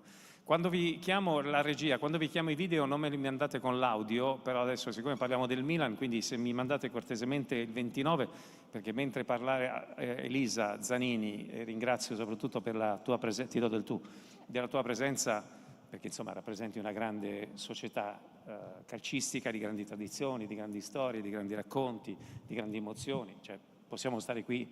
Sì, possiamo stare qui. Se gli date l'audio per cortesia al microfono? Sentiamo? La sentiamo? O se no prendi quella di Luisella per cortesia?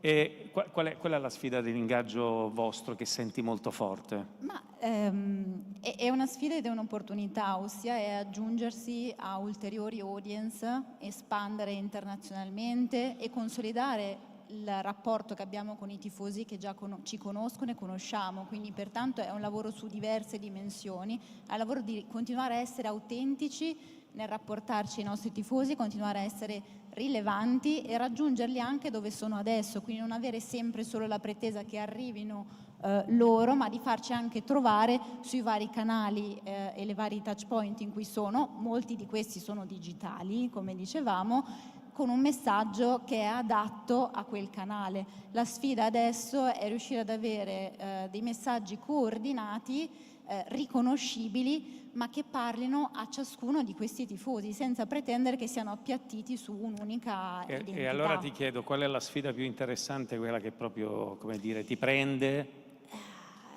Guarda, ti dico, in realtà la sfida più interessante dal mio punto di vista, io mi occupo soprattutto di trasformazione digitale, quindi anche tanto di tecnologia e gestione dei cambiamenti nell'organizzazione, è proprio il cambio di cultura, nel senso che dal mio punto di vista molto di questo passa internamente anche da un lavoro di lavorare tutti insieme, i vari dipartimenti, con un unico obiettivo, e dall'unione di questo in realtà si generano delle esperienze personalizzate e coerenti. E questo significa anche, come dire, un cambio generazionale, perché le generazioni hanno idee diverse, hanno idee nuove? Io credo che sarò un po' ecumenica, ma credo che serva tutto, perché in realtà a noi serve esattamente questo mix, perché parliamo veramente a tantissime generazioni, abbiamo una storia di 125 anni quest'anno, portati benissimo credo. Indubbiamente. E continuiamo a parlare con questi core fans e anche con altre persone. La Gen Z è un'altra dei target che adesso vogliamo attivare. Ti preannuncio che con Sandro Sabatini, che è il nostro ospite, fra poco parleremo proprio del Milan. Quindi questa cosa. E invece la collaborazione con la Lega, come dire, credo che sia molto interessante, no? Assolutamente, Molto. Infatti abbiamo apprezzato moltissimo di essere coinvolti nel dare suggestioni o anche esigenze, condividere esperienze in questo processo di trasformazione digitale che sta facendo la Lega. Grazie Elisa. Passo al Bologna. Sahil, good afternoon. Nice to meet you. Well, thank you to come here. Thank you for accept our invitation. The video number 28. This is a video that represents your recent victory in Coppa Italia. Congratulations for that. Thank you very much. First of all, it's an honor to be here with all of you and then all in attendance as well. This is actually the first time I'm watching this video, but automatically inspires such an incredible emotion in me because it reminds me of all the fantastic work that's gone into not only the on-the-field success over the last year, but certainly the off-the-field success as well. So it's a real pleasure to see this. Sahil, there is a words that we can hear in this video, very incredible in this moment, when Italianos say this victory coming from the past. And in my opinion, it means that is the name of Sinisa Mihailovic. It could be? Certainly a key part of it. I think that's a because very... we're speaking about the artificial intelligence, but the human value, the energy, the enthusiasm, the passion, the sacrifice is part of the sports. It has been part of the club for the last 13 years plus since Mr. Saputo became president. And it's a very interesting comment that's made there. You know, having been relatively new to the club and the organization, I joined about 10 months ago. Unfortunately, I cannot take too much credit for what happened in Roma a couple of weeks ago. But what I can say is that I am a product of the incredibly smart decisions that were made anywhere between 5 and 3 years ago to put a key focus on data to transform, again, not only on the field, but now off the field as well. Sahil, how you convert this kind of victory in results in terms, as we spoken just a few moments ago, in engagement of the fan? Because you know that you have a very advantage, because tell me one person that not love Bologna. Maybe that's a question for the audience. Is there anybody out there who does not love Bologna at this point? Because I guess that you have a very incredible team in sense of engagement for the people. No, thank you very much, and that's exactly right. Engagement at this point is at an all-time high, and our challenge is to how to retain our fans and how to deepen our relationship with the community. You know, many organizations look outwards, look international. It's very much a core motto of ours to look within the community to strengthen those Even bonds. at the same time, because it's not easy to come from a campionato that has a very great, amazing results with Thiago Motta, and then you change all the models with the Italiano, and you are able to win a very important victory like in Rome. So this is not easy. Again, credit to the organization. As much as it looked like there was significant change on the outside, many of the processes and protocols have stayed the same and continue to evolve on the inside. What I'm very excited for is how we continue to evolve over the next couple of years. But depends by your energy and your competition and your knowledge, depends by the Bologna visibility, and depends by the tortellini. The key is the tortellini, and don't forget the mortadella as well. Okay. That's an easy question, yes. Congratulations, Sahil. Thank you very much. Because as you know, it's not easy.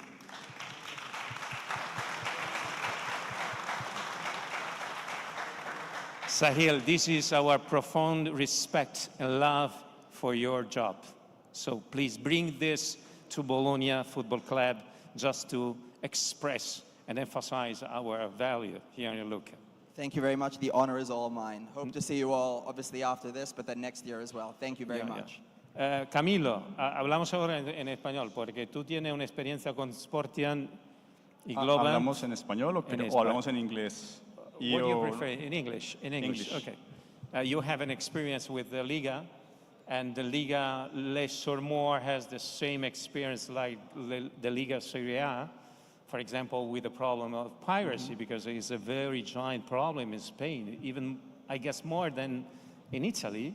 And then you have, for example, two bigger teams like Real Madrid and Barcelona, quite civil, and even this year the Betis really runs better than Seville, or Valencia, or Rayo Vallecano, and the others. What is the challenge in your case? Well, the challenge is, when we talked about fan engagement, we understand that technology is there, and is there to improve mainly two things. First, the performance on the field, and the analytics that we can do on performance on the field, but then the engagement, as Sahil was saying, how do you keep that engagement? How do you stay with that engagement in time and keep, bringing loyalty, bringing new things for loyalty? So what we at Sportian, working with La Liga and many other clients around the world, we have understood that the main focus is understanding that objective of improving that fan engagement. This is the reason of fans engagement by your side. Yes, so what we're seeing here is how the analytics, the data, and the artificial intelligence is actually used to understand what brings fans closer to the league, right? Closer to the teams. And there is a difference, in your opinion, between, for example, Spain and Italy, or not? There's always a difference. There's a difference even not only in different countries, in every city and every club. Yeah, I know. There's a big difference. I know. So the technology enables us to understand at the regional level, at the city level, at the different types of fans, right? What do we need to do to improve that fan engagement? So it's an evolving process. It's a never-ending evolving process of understanding. And in your opinion, what is right now, not in the future, right now the challenge, the main challenge to prove that the fan engagement is a better way to make a group in the sports? It's called ROI. It's called monetization. It's called how do you demonstrate that data and technology actually makes business sense. Okay. You know that Luka Modric va a jugar con el Milan? ¿Tú lo sabes? I didn't know that. Is that Luka Modric is confirmed that will play in the Milan? I don't know. Oh my God. Just quickly to add another answer to that, I think a key component is authenticity as well. Monetization first, but the monetization will only be driven by authentic connections. I think that's something we're very proud of driving, obviously at our club and your club as well. But fans see through this, and in this day and age, if it is just a plastic, sticker on any service that you're providing. So it needs to really hit their values and emotions to be successful. Totally, and we may think that technology by itself does these things. No, it's a human process. It's human to human. It will always be human to human, and it needs that emotional connection.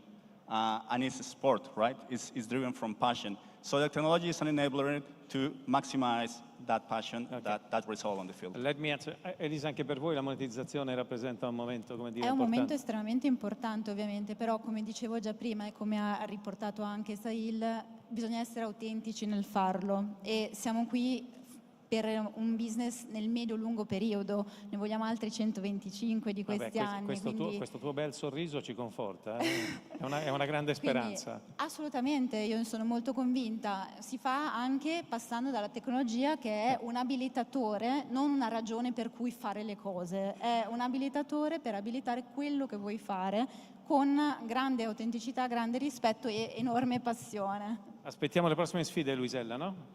Sì, funziona. Nel nostro caso noi addirittura non stiamo pensando alla monetizzazione, nel senso che la nostra sarà per esempio una piattaforma freemium, quindi non è una pay, e come stiamo pensando di ingaggiare i fan? Con un sistema diciamo interattivo e partecipativo, cioè vuol dire creare una community di fan del football che vengono a decidere insieme a noi per la prima volta nella storia tutta una serie di partecipano ai processi decisionali della Lega che vanno dallo scegliere un premio da assegnare a semplicemente decidere il most valuable player, cioè qual è il giocatore migliore della giornata, eccetera. Parteciperanno attivamente a tutte le nostre decisioni, quindi è un concetto ancora più radicale e ancora più difficile da attuare prima di arrivare a monetizzare. Grazie mille, signore e signori, il Bologna Football Club, Sportian e Globant, il Milan e Luisella Fusco della Lega Serie A, grazie davvero di cuore. Thank you so much. Thank you so much. Muchísimas gracias. Sandro è con noi? Eccolo là. Sandro Sabatini, signore e signori.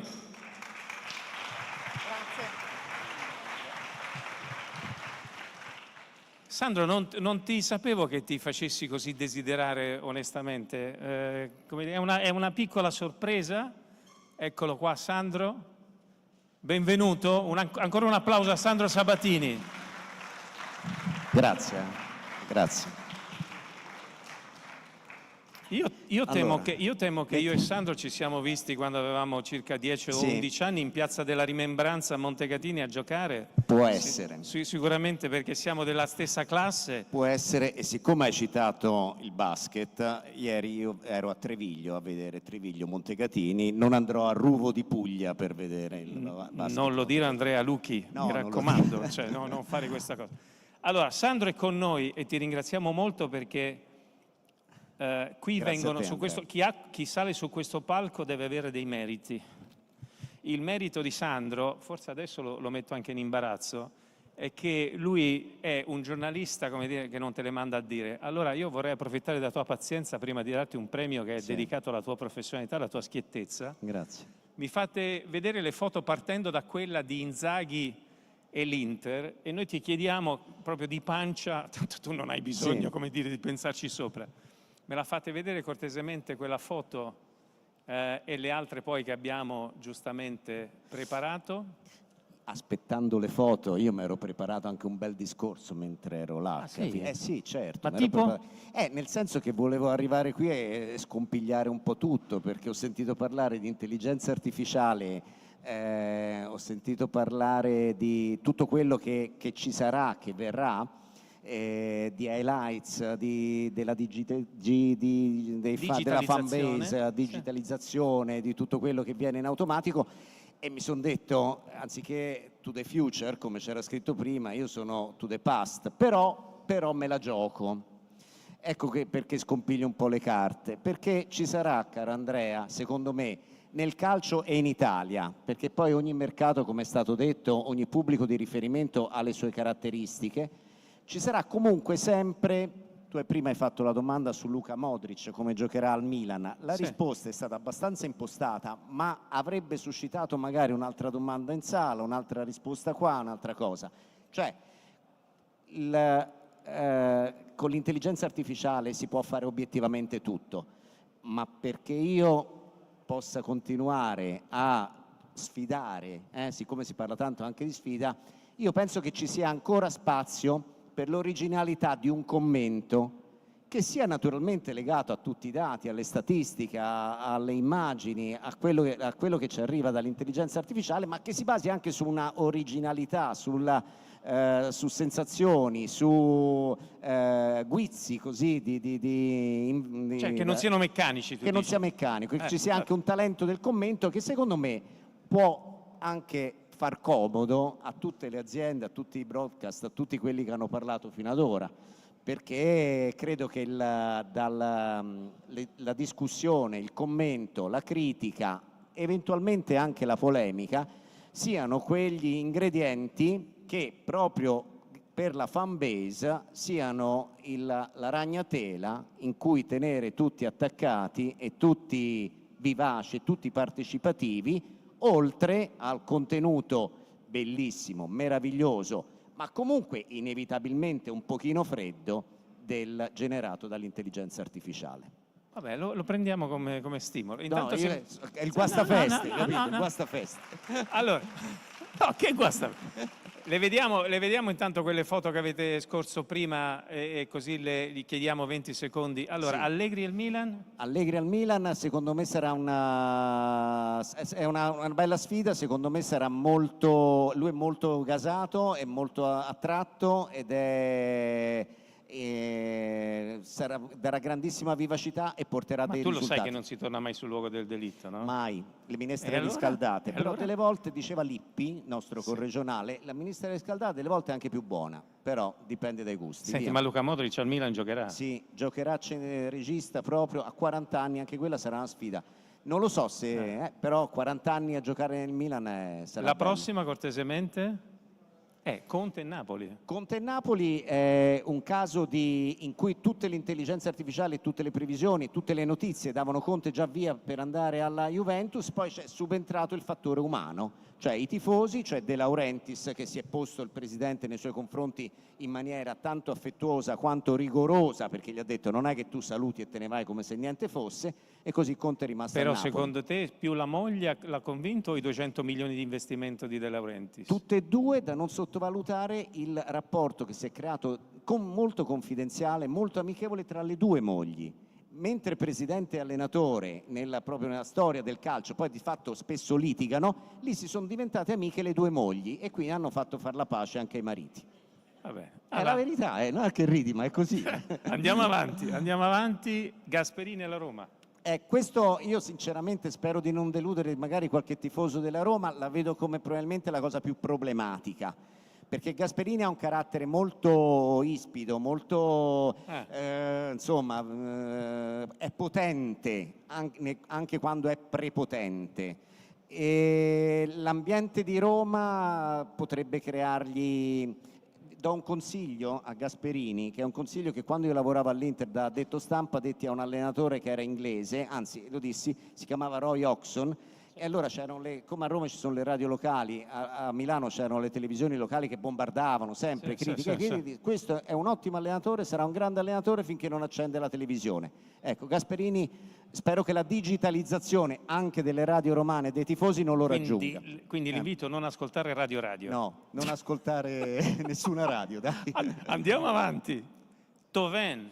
Toven è una bellissima storia, giocatore sottovalutato secondo me, che avrebbe meritato una carriera, con grande rispetto per l'Udinese, anche oltre e più dell'Udinese. Questo mi rendo conto che è molto partigiano, perché essendo io per l'Udinese segna anche il passaggio dei 39 anni della società di Puzzo agli americani, ma tutta questa invasione non solo di americani, io non c'ho niente con gli americani.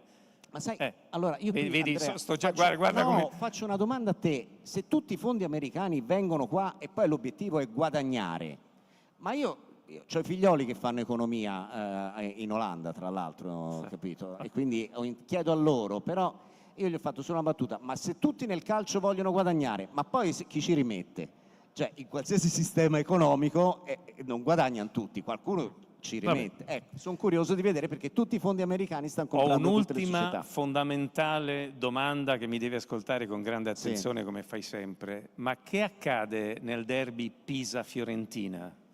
Ma guardano, il vero derby è Pisa-Livorno. Il vero derby è Pisa-Livorno. Quindi, E poi i fiorentini lo sai come sono, i fiorentini il derby lo sentono con la Juve. Non parlate a Firenze di derby con Pisa, Pistoiese, Empoli, Livorno, robe del genere, perché dicono ma figurati se quello è il derby.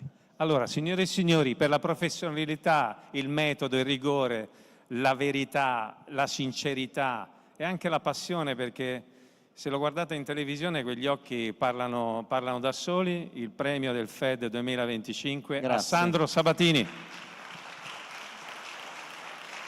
Grazie. Sandro, è tutto meritato, eh? Sì, ma hai fatto, devo dire, una bella sorpresa. Guarda che a Serravalle non facciamo i violini, quindi è tutto meritato e sai, fra l'altro, che io ho imparato nella mia vita che i giganti non sono quelli che se la tirano, sono quelli che ti rispondono subito. Quando ti abbiamo chiesto se volessi venire qua, tu hai detto verrò subito e sarò presente Però subito. perché te hai giocato la parola d'ordine, anzi la password che mi sembra più adeguata alla platea, che era Montecatini, quindi capito? Con quella password non potevo dire di no, ecco. Perché siamo concittadini, capito? Sandro Sabatini, signore e signori. Grazie, grazie. Ci vediamo stasera. Allora, a proposito di stasera, sapete c'è il momento del gala e poi domani avremo una giornata molto intensa anche con i premi.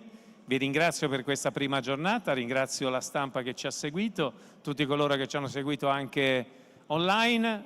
Buona serata a tutti e a domani alle 9:15.